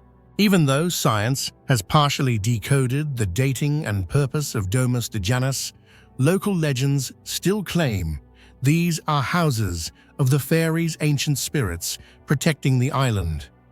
Many festivals and rituals are still organized by Sardinians around Domus de Janas as a way to preserve collective memory and reverence for ancestors.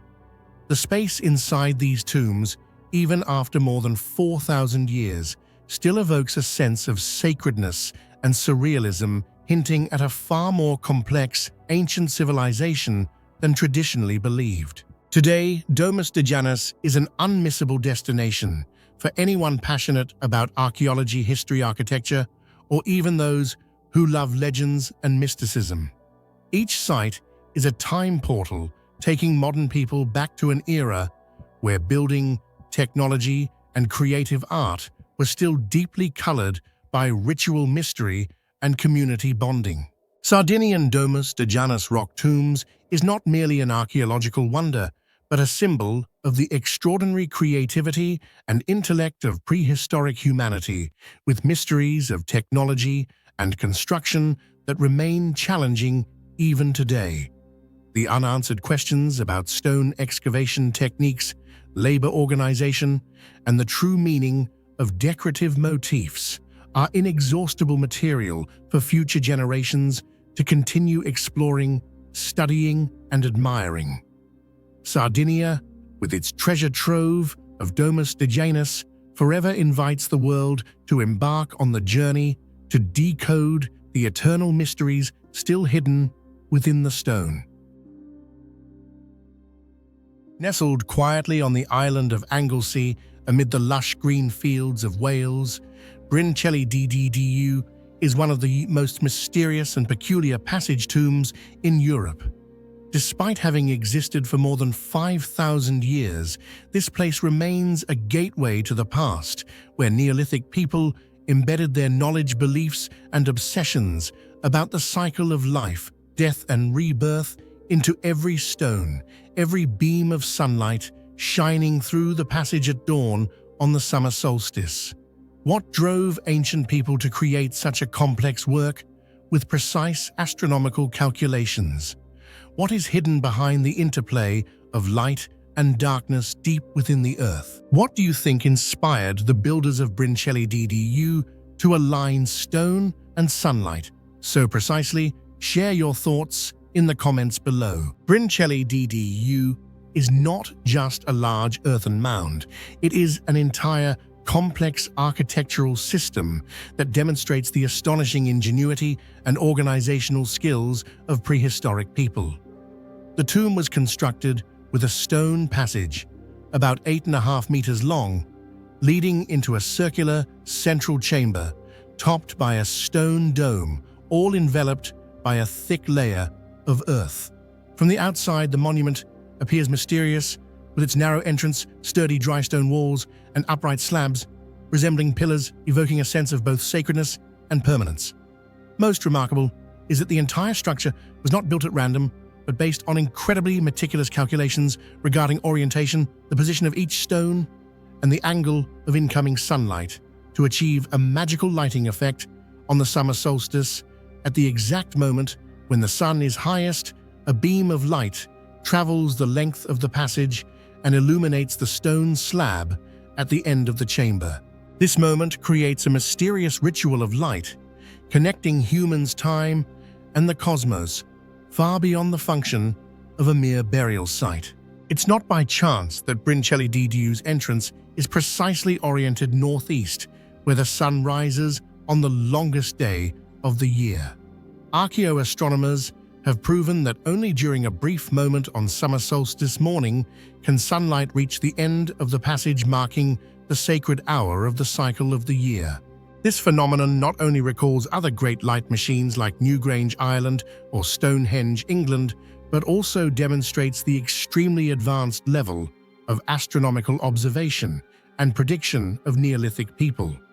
They tracked the movements of the cosmos, determined the exact position of the sun each season and year to construct a monument that unlocks to nature at only one special moment. Many researchers believe that this ceremony of light was an essential part of the belief in reincarnation, that death is not the end, but a process of transformation, where the soul is illuminated and reborn under the new sunlight. The ray of light, cutting through darkness, is like a message from the shadowy tomb. Life is awakened by the universe. The greatest mystery surrounding Brin Celli Ddu lies in the construction techniques and the astonishing precision of orientation achieved by ancient people, all without modern blueprints or measuring tools. How did Neolithic builders manage to determine the exact northeast direction where the sun rises on the summer solstice to align both the long stone passage and multi-ton slabs so that sunlight would strike its mark during a fleeting moment each year? Some theories suggest they observed sun shadows, tracked the movement of stars across generations, and recorded their findings as a kind of ancestral astronomical calendar. It's possible they built small-scale models before the real construction, or used standing stones around the site as light measurement stations to pinpoint the ideal angle before finalizing the monument. These methods remain a topic of debate, making Brin Celli Ddu one of archaeology's most intriguing puzzles. Unlike many other tombs that serve only as burial places, Brin Celli Ddu is a temple of light, a place where light and shadow are manipulated to create miracles at the right moment. The event of light passing through the passage seems to have been a highly sacred religious ritual, possibly marking seasonal transitions or being the opening day for souls of the dead to be reborn. Some researchers even compare Brin Celli Ddu to cosmic time machines, where messages about the universe, fate, and life are encoded in light. This proves that ancient people not only worshipped the forces of nature, but also saw light as a bridge to the afterlife.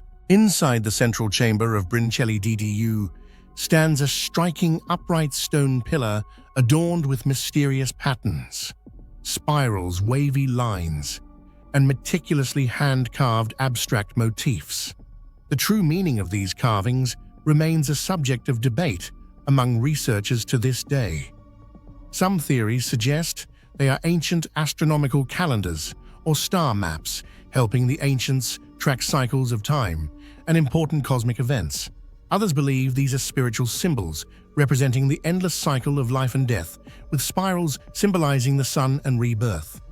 Remarkably, scientists have discovered that the positions of these motifs align precisely with the angle of sunlight during the summer solstice, as if the ancient builders encoded a secret message that could only be revealed when the light strikes at that special moment. Notably, archaeology shows that Brin Celli Ddu was not the only passage tomb at this location. Previously, an ancient stone circle was built here, and only later was the passage tomb constructed atop it. This indicates succession inheritance and reuse of the site by many generations, each cultural layer adding more meaning to the monument. Artifacts found include human bones, pottery fragments, carved stones, and even animal bones, revealing complex rituals blending funerary rites and nature worship. Brin Celli Ddu is also the inspiration for many folktales, legends of ancient gods, heaven's gates, or paths to another world. Locals believe that on special days, Brin Celli Ddu is where souls are set free, or where deities visit the earth. Many stories tell of ghostly lights appearing at night, strange sounds, or a sense of space changing when entering the tomb. Brin Celli Ddu is a vital link in the network of ancient monuments that harness sunlight and astronomical knowledge as a unique language. Similar to Newgrange in Ireland, where the winter solstice sunlight penetrates the heart of the tomb, or Mayshua in Scotland and Stonehenge in England, Brin Celli Ddu demonstrates the remarkable understanding of solar and cosmic movements possessed by ancient people. The uncanny synchrony in these designs has led many researchers to wonder, is this merely coincidence, or did a deeply connected ancient civilization once exist, bound together by a shared knowledge of astronomy? What message did Brin Celli Ddu send to posterity? Perhaps it is a reminder of the eternal cycle of life, the inseparable link between humans, nature, and the cosmos. Or simply, it is proof of the talent, intelligence, and enduring aspiration of ancient people. No matter how modern we become, we must admit there are secrets of light, time, and spirit that prehistoric people once possessed, but that modern science still cannot fully decipher. Brin Celli Ddu Passage Tomb is more than just an ancient grave. It's a marvel of prehistoric astronomy, perfectly aligning stone and sunlight at the summer solstice. For 5,000 years, it has stood as both tomb and temple, a mysterious light machine connecting humans to the cosmos. Today, its secrets still challenge us, inviting every visitor to wonder what deeper wisdom the ancients encoded in this union of shadow and radiance. When discussing the most magnificent and mysterious ancient structures of Europe, people often think of the Egyptian pyramids, the Cyclopean stone walls of Greece, or the Stonehenge fortifications in England. However, right in the wild Oresti mountains of Transylvania, Romania stands an equally majestic and enigmatic stone fortress, Costesti-Cetatuie. This place is not just evidence of an indigenous civilization buried by history, but also an unsolvable puzzle of ancient construction techniques that even modern science has yet to fully decipher. What do you think is the greatest mystery of Costesti-Cetatuie? Can we ever unravel the secrets behind its astonishing construction? Share your thoughts in the comments below. Costesti-Cetatuie is one of 6 Dacian stone fortresses, recognized by UNESCO as a World Heritage Site. Towering atop a hill more than 500 meters high, this stone fortress stands like a giant, guarding the vast valley below and controlling every road leading into the sacred lands of the ancient Dacians. Its position ensured both strategic vision and difficulty of access, turning the stronghold into an impregnable shield against repeated Roman attacks.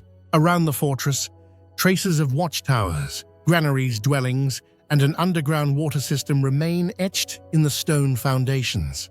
All these features paint a vivid picture of an important military and social center of the Dacians, a place that once witnessed fierce battles between local tribes and the mightiest armies of the ancient world. What makes Costesti-Cetatuie an enduring mystery to archaeologists and modern engineers alike is the unbelievable construction technique employed by the Dacians more than 2,000 years ago. The fortress was built entirely from massive stone blocks, each weighing from several hundred kilograms to several tons, stacked tightly together without any mortar. This technique is similar to the famous Cyclopean masonry of Mycenae in Greece, yet the way these stones were moved, lifted, and set atop the steep hill of Costesti-Cetatuie remains unimaginable.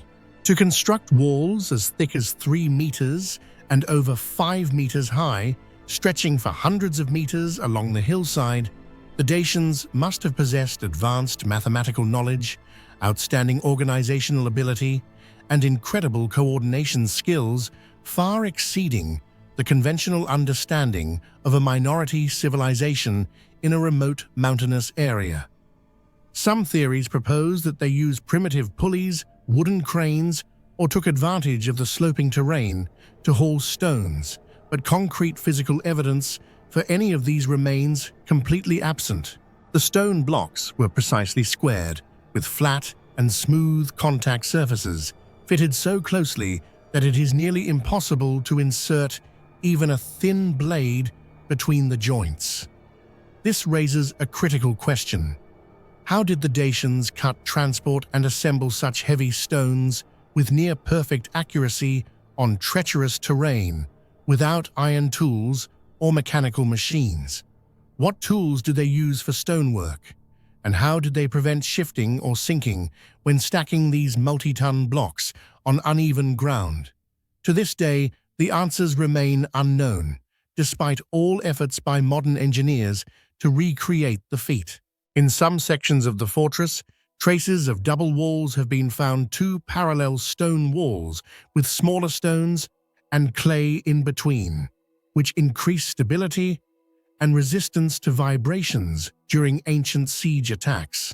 Such a structure not only demanded meticulous calculation of force and weight, but also required the flawless cooperation of hundreds of skilled workers, something not every civilization of that era could achieve. Though built as a military structure, Costesti-Cetatuie was far more than just a fortress. Within its walls, traces of small settlements, food storage facilities, rainwater tanks, and even ritual architectures show that it was once a bustling communal center. When besieged, the Dacians could shelter inside the fortress for many weeks, relying on underground water and stored provisions. A remarkable feature is the stone staircase system leading from the foot of the hill to the fortress summit, enabling swift movement between defensive positions, an extremely effective design, especially when facing the overwhelming numbers of Roman troops. Many underground tunnels and secret escape routes have been discovered beneath the fortress, leading out to the forests, or connecting to other Dacian strongholds like Costesti-Cetatuie Ddu and Sarmizegetusa, forming a network defense that the Romans struggled to break. The origins of Costesti-Cetatuie's construction techniques remain unresolved.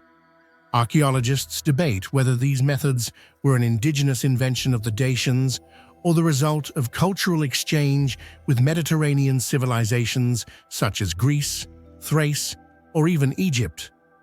Some marks on the stone hint at influences from Greek sculpture and construction, yet most features remain distinctly Dacian and unique to this region. Some scholars believe the techniques were passed down through generations of stonemasons or were the work of mysterious groups specializing in large-scale construction, much like the guilds of medieval European builders centuries later. However, no records or symbols have been found that clearly support these theories. Beyond the mystery of its construction techniques, Costesti-Cetatuie harbors a multitude of unanswered questions about technology, social organization, and spiritual meaning. The system of tunnels and underground escape routes beneath the fortress remains largely unexplored due to the dangerous rugged terrain, with many passages leading to areas that have never been excavated, places archaeologists believe may still conceal even greater secrets about Dacian life and defense.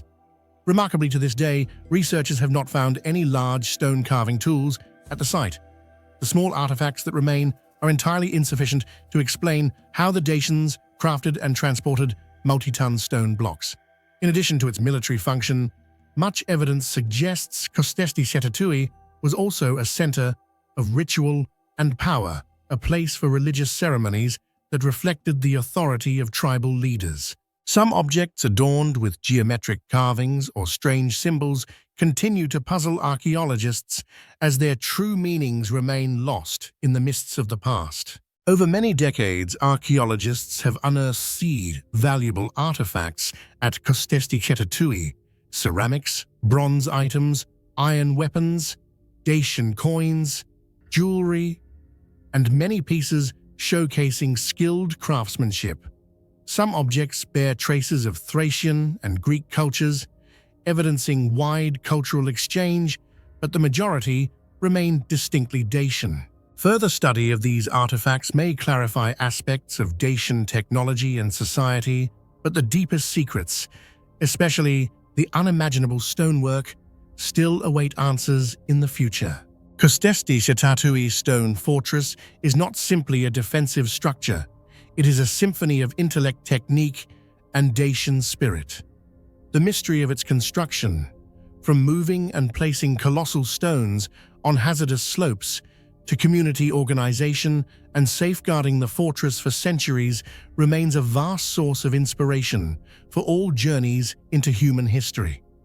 Even today, this stone fortress in the heart of Transylvania proudly defies time and the curiosity of future generations, as an eternal enigma that every archaeology lover dreams of solving. If you look from afar, Tepe Sialk appears simply as a large silent mound in the vast fields on the outskirts of Kashan in central Iran.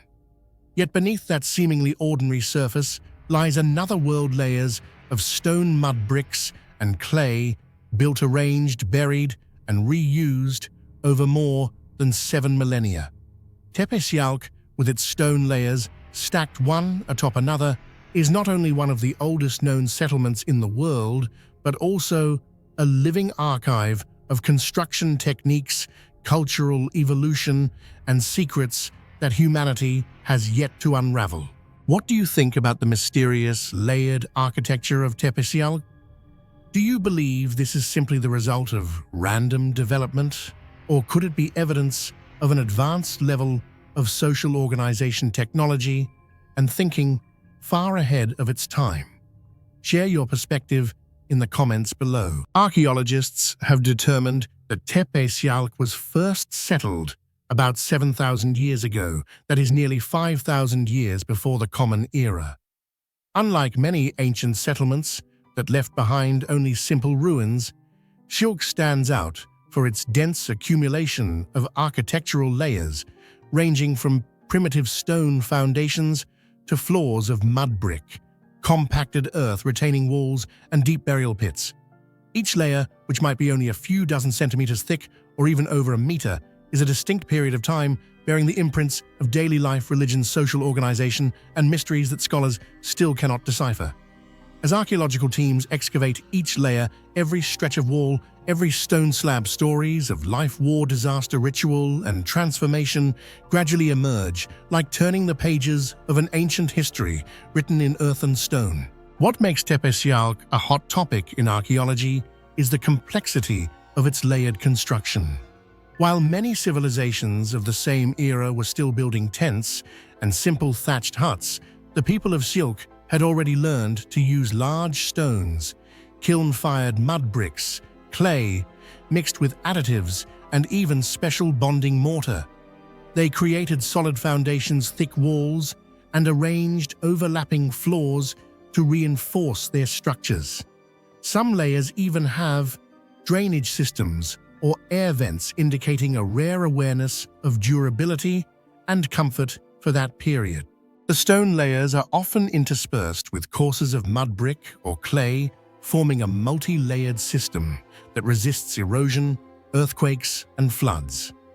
Some of the deepest layers show that large stones, sometimes weighing several hundred kilograms, were lifted up, fitted precisely, and bonded with mysterious mortar all at a time before wheels or modern lifting devices.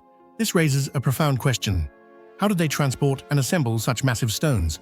Who was the mastermind behind the design, structural calculations, and the transfer of construction know-how to the community? What tools did they use when even iron and steel had not yet appeared? To this day, these remain fiercely debated topics, for there is little evidence at Sialk for pulleys, cranes, or wheeled carts. There is no single formula here. Tepe Sialk's architecture continuously evolved through the ages, creating cultural layers, each with its own distinct imprint. In the lowest, earliest layers, inhabitants mostly used stone blocks and rammed earth for fairly simple construction. Moving up through the layers, building techniques became more complex. There are double walls, angled foundations, stone-paved floors, and walls with expansion joints.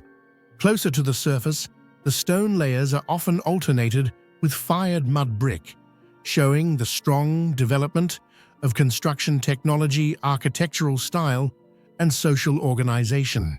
Of note, some architectural layers show strong signs of immigration or cultural assimilation, for example, decorative motifs on bricks and techniques for building stone walls interlaced with clay, which closely resemble those found in Elam and Mesopotamia.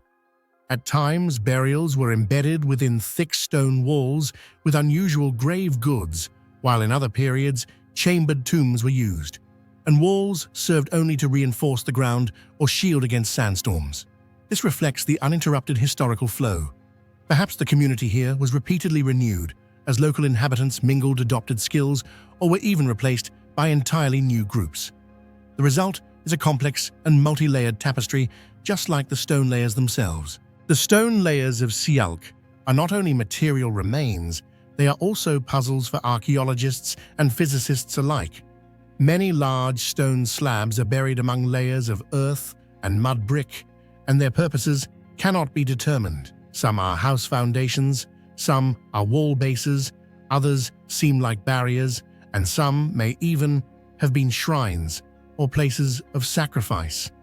In particular, many wall or floor sections seem to lack any clear function or were constructed in repeated illogical patterns. In some places, the stone layers are arranged in unusual ways, forming zigzags, bends, deep pits, or right angles that cannot be explained by conventional construction logic. Some researchers suggest that stacking many stone layers like this was not only for strength, but may also have spiritual meaning, symbolizing the succession of generations or the connection between the living and the dead, since ancient graves, offerings, and ritual traces are often found within these layers. Another theory posits that building in layers was a memory preservation technique, allowing future generations to read their ancestors' history through each material layer.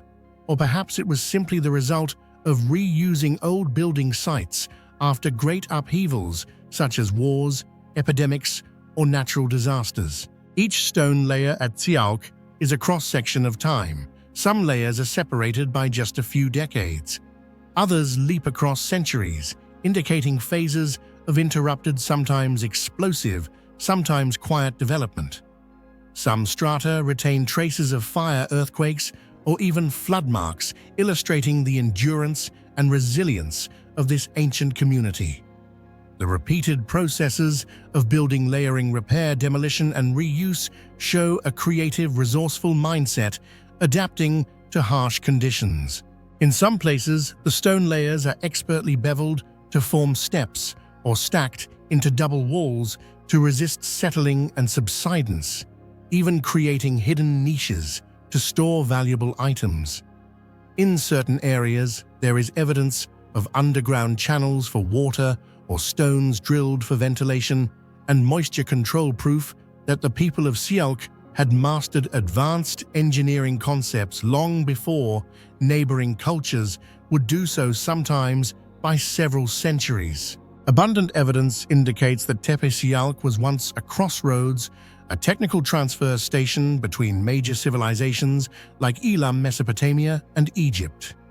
Certain techniques for layering stone, joining double walls, bonding with mortar or brick decoration at Sialk appear simultaneously in distant places, raising questions about trade routes, the spread of construction expertise, or the migration of ancient builder guilds. The continuous layering, demolishing the old, erecting the new, has turned Sialk into a living museum of architectural evolution from the Neolithic to the age of metals. Even after many millennia, Sialk's stone layers remain fairly intact in many areas. However, modern activities like construction, agriculture, or unauthorized excavation are eroding and destroying many priceless layers. The original walls, slabs, and mortar, if lost, will erase forever crucial scientific information about materials, techniques, and social organization.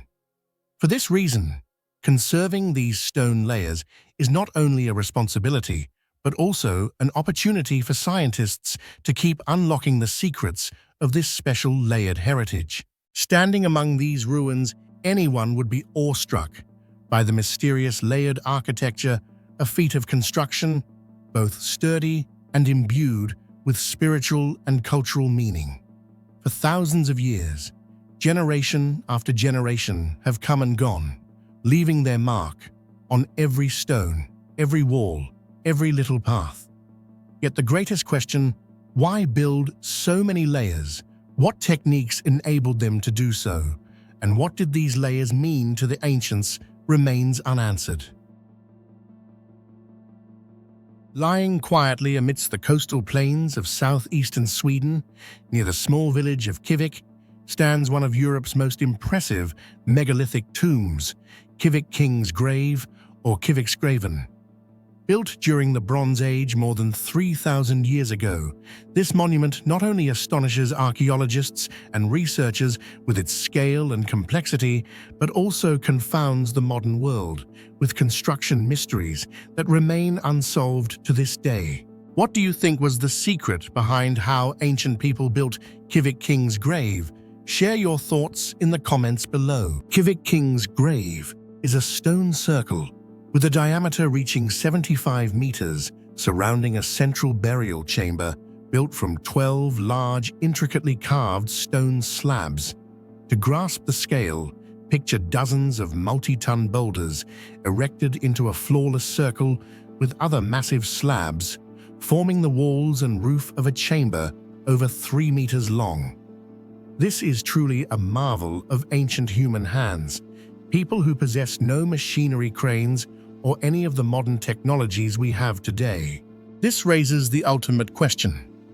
How could early agrarian communities of the Scandinavian Bronze Age transport, lift, position, and fit such heavy stone slabs with astonishing precision? Unlike ancient Egypt, where thousands of laborers hauled blocks across desert sands, the Skåne region of Sweden has no deserts, no specialized tools, and in fact, many of the slabs at Kivik's Graven have been identified as originating from quite distant locations. One of the greatest enigmas of Kivik Grave is the story of stone transportation. Geological analysis shows that some of the tomb's large stones did not come from nearby quarries, but may have been brought from faraway places, sometimes tens of kilometers away. In the context of 3,000 years ago, when this land was little more than semi-wild terrain with tiny footpaths, how could ancient people move multi-ton stones over hills, forests, and meadows? Theories suggest that ancient builders might have used simple methods, sliding stones on rolling logs, creating wooden rails, harnessing both human and animal power, or even waiting for winter to drag stones over snow and ice. However, relying only on human strength and primitive tools, moving such enormous slabs across challenging terrain would have been nearly impossible. Modern scientists attempting to replicate these processes have found that such work required extraordinary coordination, basic physics knowledge, and overwhelming communal willpower. Some believe the transportation of these stones was a collective ritual. The entire village, or even several villages, joined forces in an event loaded with social and spiritual meaning, reinforcing the authority of elite groups.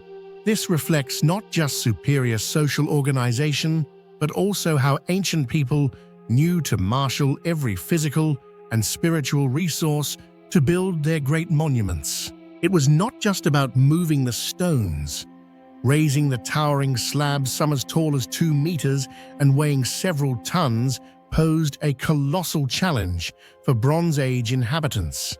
How could they lift these stones, precisely align them to form a sturdy burial chamber, and fit the edges so tightly that they would not collapse or subside over thousands of years? Some archaeologists suggest that the builders may have dug deep pits, slid stones into position, and then backfilled earth and rocks to stabilize them. Where roofing was needed, they could have created ramps of earth or temporary wooden scaffolding, using levers from logs and sheer manpower to maneuver the slabs into place. Even so, the task of fitting the stones together, creating a sealed chamber with perfectly flat stone roofing, remains a feat of both technical prowess and immense patience. Furthermore, many of the stones at Kivik Grave were meticulously carved, meaning artisans had to protect the engraved surfaces during transport and assembly, avoiding any chips or cracks in the precious imagery. This indicates a meticulously pre-planned process, with each step involving seamless cooperation among builders, artisans, and organizers. One of the most remarkable details is that after more than 3 millennia, Kivik Grave still maintains a stable structure, with many stones standing firm, despite the harsh climate of the north. This suggests the builders did not simply stack stones, but understood locking techniques leveraging gravity slab shapes and interleaving arrangements to ensure long-term durability. Detailed surveys reveal many joints between stones were finished to an unusually flat, tight fit akin to dry stone joints used by other advanced civilizations like Egypt, Peru, or Greece.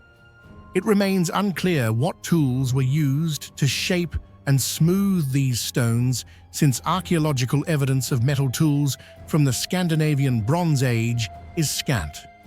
Did they use harder types of stone to grind and polish?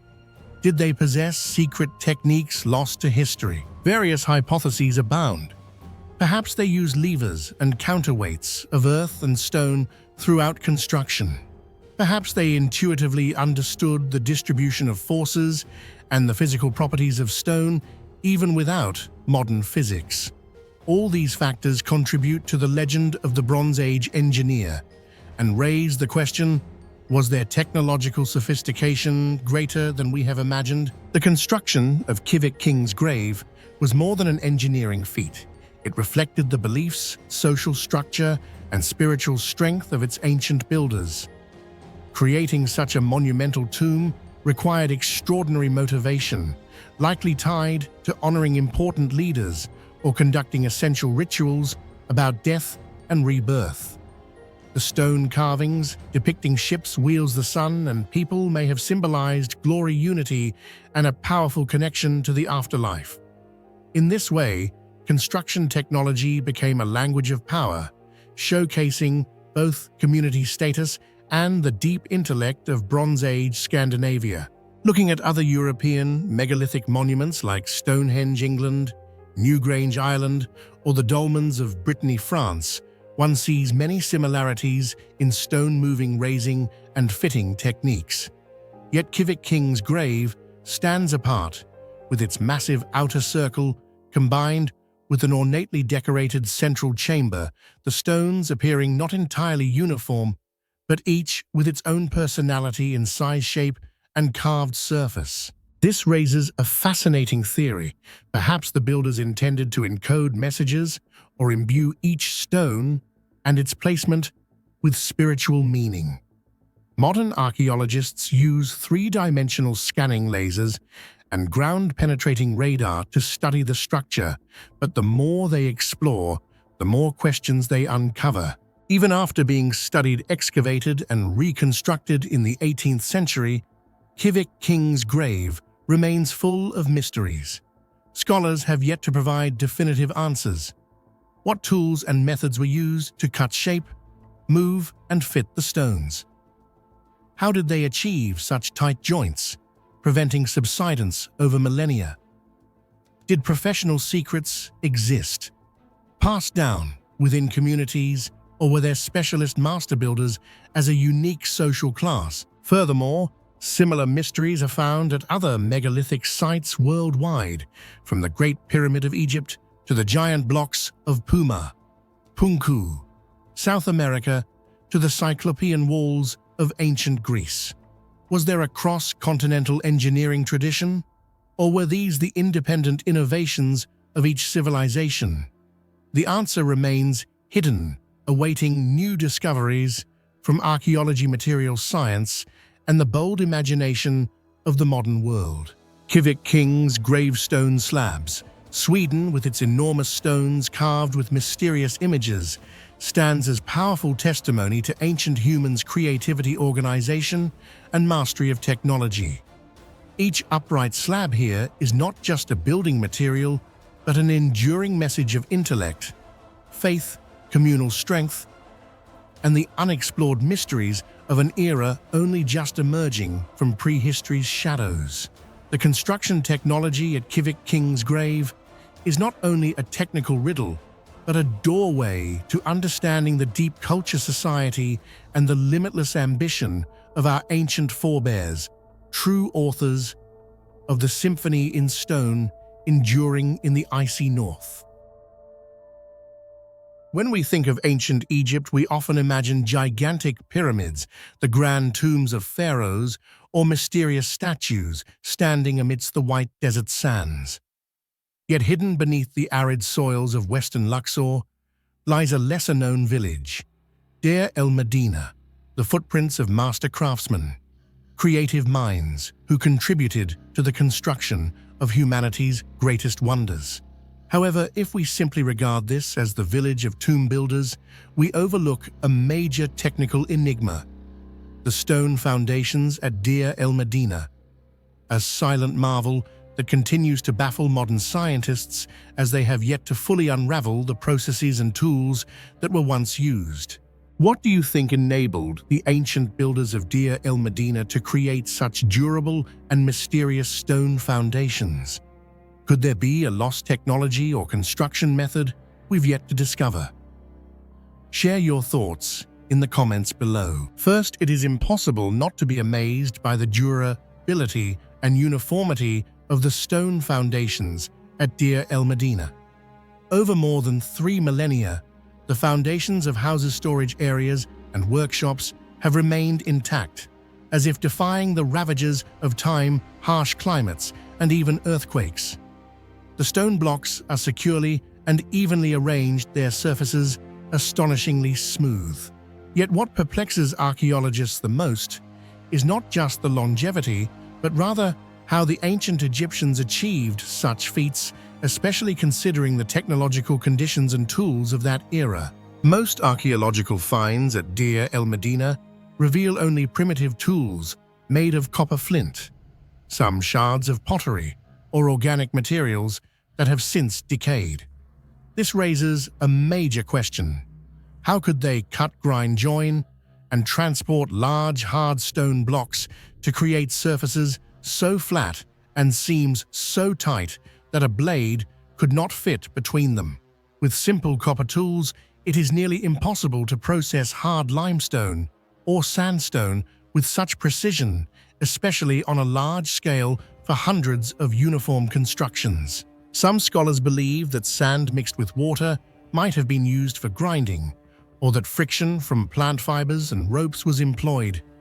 Yet these theories are not fully convincing when considering the flatness, right angles, and perfect seams of the foundations. Could it be that the ancients possessed some technology or technique that we have not yet discovered? Not only is there a lack of evidence regarding tools, but the sequence of construction steps also remains mysterious. Some foundations are unusually large and deep, suggesting advanced reinforcement techniques and careful load distribution, meaning they made meticulous calculations about structural integrity, not simply piling stones together. The stone blocks are sometimes irregular in shape, yet they fit together like flawless three-dimensional puzzles. Many scientists call this dry masonry, an extremely complex method. Especially noteworthy, there is no sign of modern adhesives such as cement or mortar, yet the foundations remain tightly bound, unmoved, after thousands of years. The process of transporting the stones is another big question. They moved stone blocks weighing hundreds of kilograms over long distances across loose sand without modern wheels. Did they use inclined planes, wooden rollers, or even mud slide tracks to reduce friction? Regardless of the theory, the sheer volume of work, uniformity, and high precision are beyond imagination. The foundations at Deir el-Medina demonstrate an exceptionally high level of quality, control, and craftsmanship. The stone surfaces are polished to a remarkable smoothness, the edges are even, and the right angles are clearly defined. Some foundation surfaces are even polished to a mirror-like shine, something nearly impossible with copper tools, unless dozens or even hundreds of skilled workers coordinated to check every tiny detail. Is it possible they had accurate measuring methods, using plumb lines, standard rulers, or water levels to ensure flatness? Some ancient drawings show that the Egyptians used squares and plumb lines, but there is still no direct evidence of widespread application of such methods for village foundations like those at Deir el-Medina. The mystery lies not only in construction techniques, but also in social organization and division of labor. Deir el-Medina was home to artisans and their families with hundreds of houses and auxiliary structures. The creation of uniform solid stone foundations, complete with drainage storage areas and communal spaces, required perfect coordination between teams of workers, engineers, managers, and oversight from authorities. This is evidence that ancient Egyptians had a high level of labor organization, urban planning, division of work, progress tracking, and quality inspection, far beyond the usual imagination of a handicraft village. Despite centuries of research, theories about the tools and construction processes behind the stone foundations at Deir el-Medina remain fiercely debated among scholars. Some researchers believe that the ancient Egyptians once possessed technologies or tools far beyond our imagination. Possibly super-hard alloys, localized heating techniques to soften stone, or even artificial stone materials for which modern humanity has yet to find concrete evidence. In addition, there are hypotheses suggesting that the ancients knew how to soften the surface of stone using plant-derived chemicals or thermal treatments, making cutting, polishing, and fitting stones far easier. However, to this day, no archaeological or experimental evidence has been strong enough to confirm these ideas. Another line of explanation leans towards the spiritual or religious dimension, proposing that building robust and enduring foundations served not only practical needs but also protected residents from evil spirits, ensured safety, or created a base for special rituals. For these reasons, the craftsmen might have devoted tremendous passion, time, and effort to every construction stage, far exceeding the needs of an ordinary village, helping transform Deir el-Medina into an enigmatic masterpiece that transcends its era. Although the real answer to the tools and processes remains a mystery, the stone foundations of Deir el-Medina endure, testifying to the creative power and remarkable adaptability of ancient peoples. They have become the subject of hundreds of archaeological projects, field surveys, three-dimensional modeling efforts, and an endless source of inspiration for scientists, engineers, and artisans today. The dry masonry technique, the tightly fitted stones, and the intelligent force distribution of Deir el-Medina continue to be a guiding star for earthquake-resistant constructions, homes in harsh climates, and even sustainable architecture free from harmful chemicals. Furthermore, the lessons in labor organization, quality management, and the philosophy of building for eternity from the ancients are still valuable to the modern world. Many foundations at Deir el-Medina have yet to be excavated, with numerous underground chambers and hidden stores still buried beneath desert sands. Each new survey brings more questions about the tools, processes, social organization, and intellect of the ancient craftsmen. Modern scientists continue searching for evidence of special tools, hidden marks of stonework, or ancient texts that might describe construction processes in detail. Yet the deeper they look, the greater the mystery surrounding the foundations of Deir el-Medina, as if challenging humanity to remain ever curious, creative, and inquisitive. The mystery of the tools and construction processes of Deir el-Medina's stone foundations is a grand challenge left by ancient Egyptians for future generations. It perplexes archaeologists, engineers, and historians alike, standing as proof of timeless intellect, intricate social organization, and an unwavering belief in human creativity. Behind every perfectly joined stone and every enduring foundation lies an unfinished story, inviting all of us to keep exploring and deciphering. Nestled amidst the arid desert of the Marges Valley in Arequipa, Peru, the Toro Muerto complex stands as one of the most enigmatic legacies of pre-Columbian South American civilizations. Discovered in the 1950s, Toro Muerto quickly stunned the archaeological world due to its colossal number of petroglyphs, its diversity of themes, and its craftsmanship that seems to transcend time. Yet above all, what baffles scientists the most is the stone carving technique used by the ancients, a mystery that even after decades of research still remains unsolved. If you have thoughts or theories about the strange carving techniques at Toro Muerto, don't hesitate to share them in the comments below. Who knows, a small idea could become a clue that unlocks one of the greatest mysteries in human history. Toro Muerto boasts more than 3,000 volcanic rocks, andesite intricately carved with figures, creating an open-air museum that stretches over dozens of hectares. Most rocks are massive, weighing several tons, scattered naturally across scorching hillsides amidst an extremely harsh environment, sun, wind, and sand.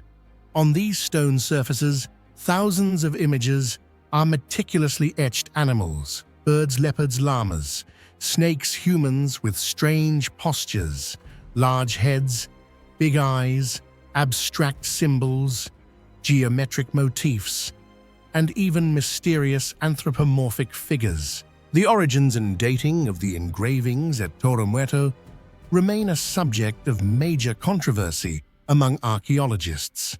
Some scholars believe they belong to the Wari culture, which flourished between the 6th and 10th centuries AD.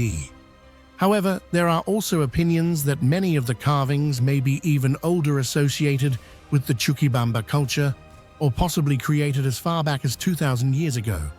Despite numerous excavations and studies, there is still no definitive evidence pinpointing the exact time period or identifying who the true creators of these works were. Regardless of the ambiguity surrounding their origin, the level of sophistication in each line clearly demonstrates that the ancient people of Meiji possessed extraordinarily advanced stoneworking techniques. This is the biggest focus and the main source of Toro Muerto's mystical allure. All of the figures were carved into andesite, a volcanic stone that is extremely hard, ranging from 6 to 7 on the Mohs scale, which is even tougher than the soft stone or copper tools generally available. Despite the absence of any traces of iron or steel tools in the surrounding sites, the carvings remain sharp, even and cut several millimeters to a centimeter deep, without chipping or flaking, surviving thousands of years of harsh weathering. Many boulders retain minuscule motifs, snake scales, bird feathers, complex geometric details, requiring not only an exceptional eye for detail, but also extremely precise, sharp tools. Just imagine in the blistering desert, with no machinery, no hard metal alloys, what did the ancients use to engrave millions of tiny, intricate lines? Archaeologists, materials engineers, and even experimental archaeologists all admit to being at a loss when faced with this question. The most common current theories propose that the ancients used even harder stones, such as quartz or obsidian, to chip, grind, or scrape the andesite surface. However, even quartz tools, which are brittle and easy to break, would find it difficult to achieve such sharp, uniform details without causing cracks, especially considering the large surface area and the enormous number of boulders. Some experimental studies indicate that with primitive techniques like hammering, scraping, or grinding with stone, it can take weeks or even months to complete a single simple image, smaller than the width of a hand. Yet at Toro Muerto, the number of petroglyphs reaches tens of thousands, spread across hundreds of rocks, a scale that would be nearly impossible with crude tools. This leads many scientists to wonder if there were forgotten techniques or special tools that modern science has yet to identify. Another bold hypothesis suggests that the ancients may have used thermal methods, heating the stone with fire and then cooling it with water to cause the surface to crack, or even mild corrosive plant-based solutions to aid carving. However, to date, there is no chemical evidence of such substances found in Peruvian archaeology. The cuts on the rocks are not eroded, but are very clean and sharp, unlike the weathered or acid-eaten marks found in nature. Curiously, many carvings remain clear after thousands of years of sun-wind sandstorms and earthquakes. Most rock art elsewhere typically fades, cracks, or disappears within a few hundred years. At Toro Muerto, even the tiniest details remain intact, unscathed by windblown sand. Could it be that the ancients understood the rock structure, carefully choosing the best face of each boulder for carving? Or did they employ some form of surface protection after completing their work? This, too, remains a profound mystery that science has yet to unravel. Beyond the fine craftsmanship, the carvings at Toro Muerto exhibit a diversity of style, from animal figures and human forms to intricate and abstract geometric motifs. Some images bear a symbolist style, such as concentric circles, strange shapes reminiscent of astronomical symbols, or figures with hats and large heads evoking associations with lost religious iconography or even extraterrestrial beings. This diversity proves that the site was once a cultural crossroads for many ancient tribes, or perhaps a ceremonial center, a place where various artistic, technical, and symbolic traditions converged. This raises further questions. How did such advanced stone carving techniques appear simultaneously at such a massive scale in such a remote area? The true meaning of the engravings at Toro Muerto remains a major question to this day, despite all the efforts of archaeologists to decipher them. Some scholars believe these carvings may have served as a kind of astronomical diary or ritual map, recording the movements of the sun, moon, or other cosmic events that were significant in the spiritual life of ancient peoples. Others suggest that the carvings could be visual chronicles of history, reflecting rituals, social life, or legends from a vanished civilization. There are even researchers who associate them with marking the season's ceremonial events, or with a mysterious system of symbols that only initiates could understand. However, up to now, no archaeological or linguistic evidence has truly confirmed any of these hypotheses. For that reason, Toro Muerto continues to fuel endless debate among scientists all over the world. Today, Toro Muerto remains insufficiently protected. Many rocks have been eroded, vandalized, moved, or even destroyed by careless individuals. Archaeologists and conservationists are calling on the international community to help preserve this unique heritage site. Every lost petroglyph is not just a loss of art, but also a crucial clue in unraveling the greatest mystery of stone carving in human history. Toro Muerto petroglyph. Terraces is not only a massive archaeological site, but also a symbol of the limits of our understanding of the past. Each carving here is a letter to posterity for which we have not yet found the key to read. The stone carving techniques of Toro Muerto go far beyond what modern people know about Stone Age tools and hint at lost knowledge and techniques that ancient civilizations once possessed. Will we ever decipher the miraculous carving secrets here, or will Toro Muerto forever remain a great question mark, challenging the curiosity and creativity of humanity for thousands of years to come?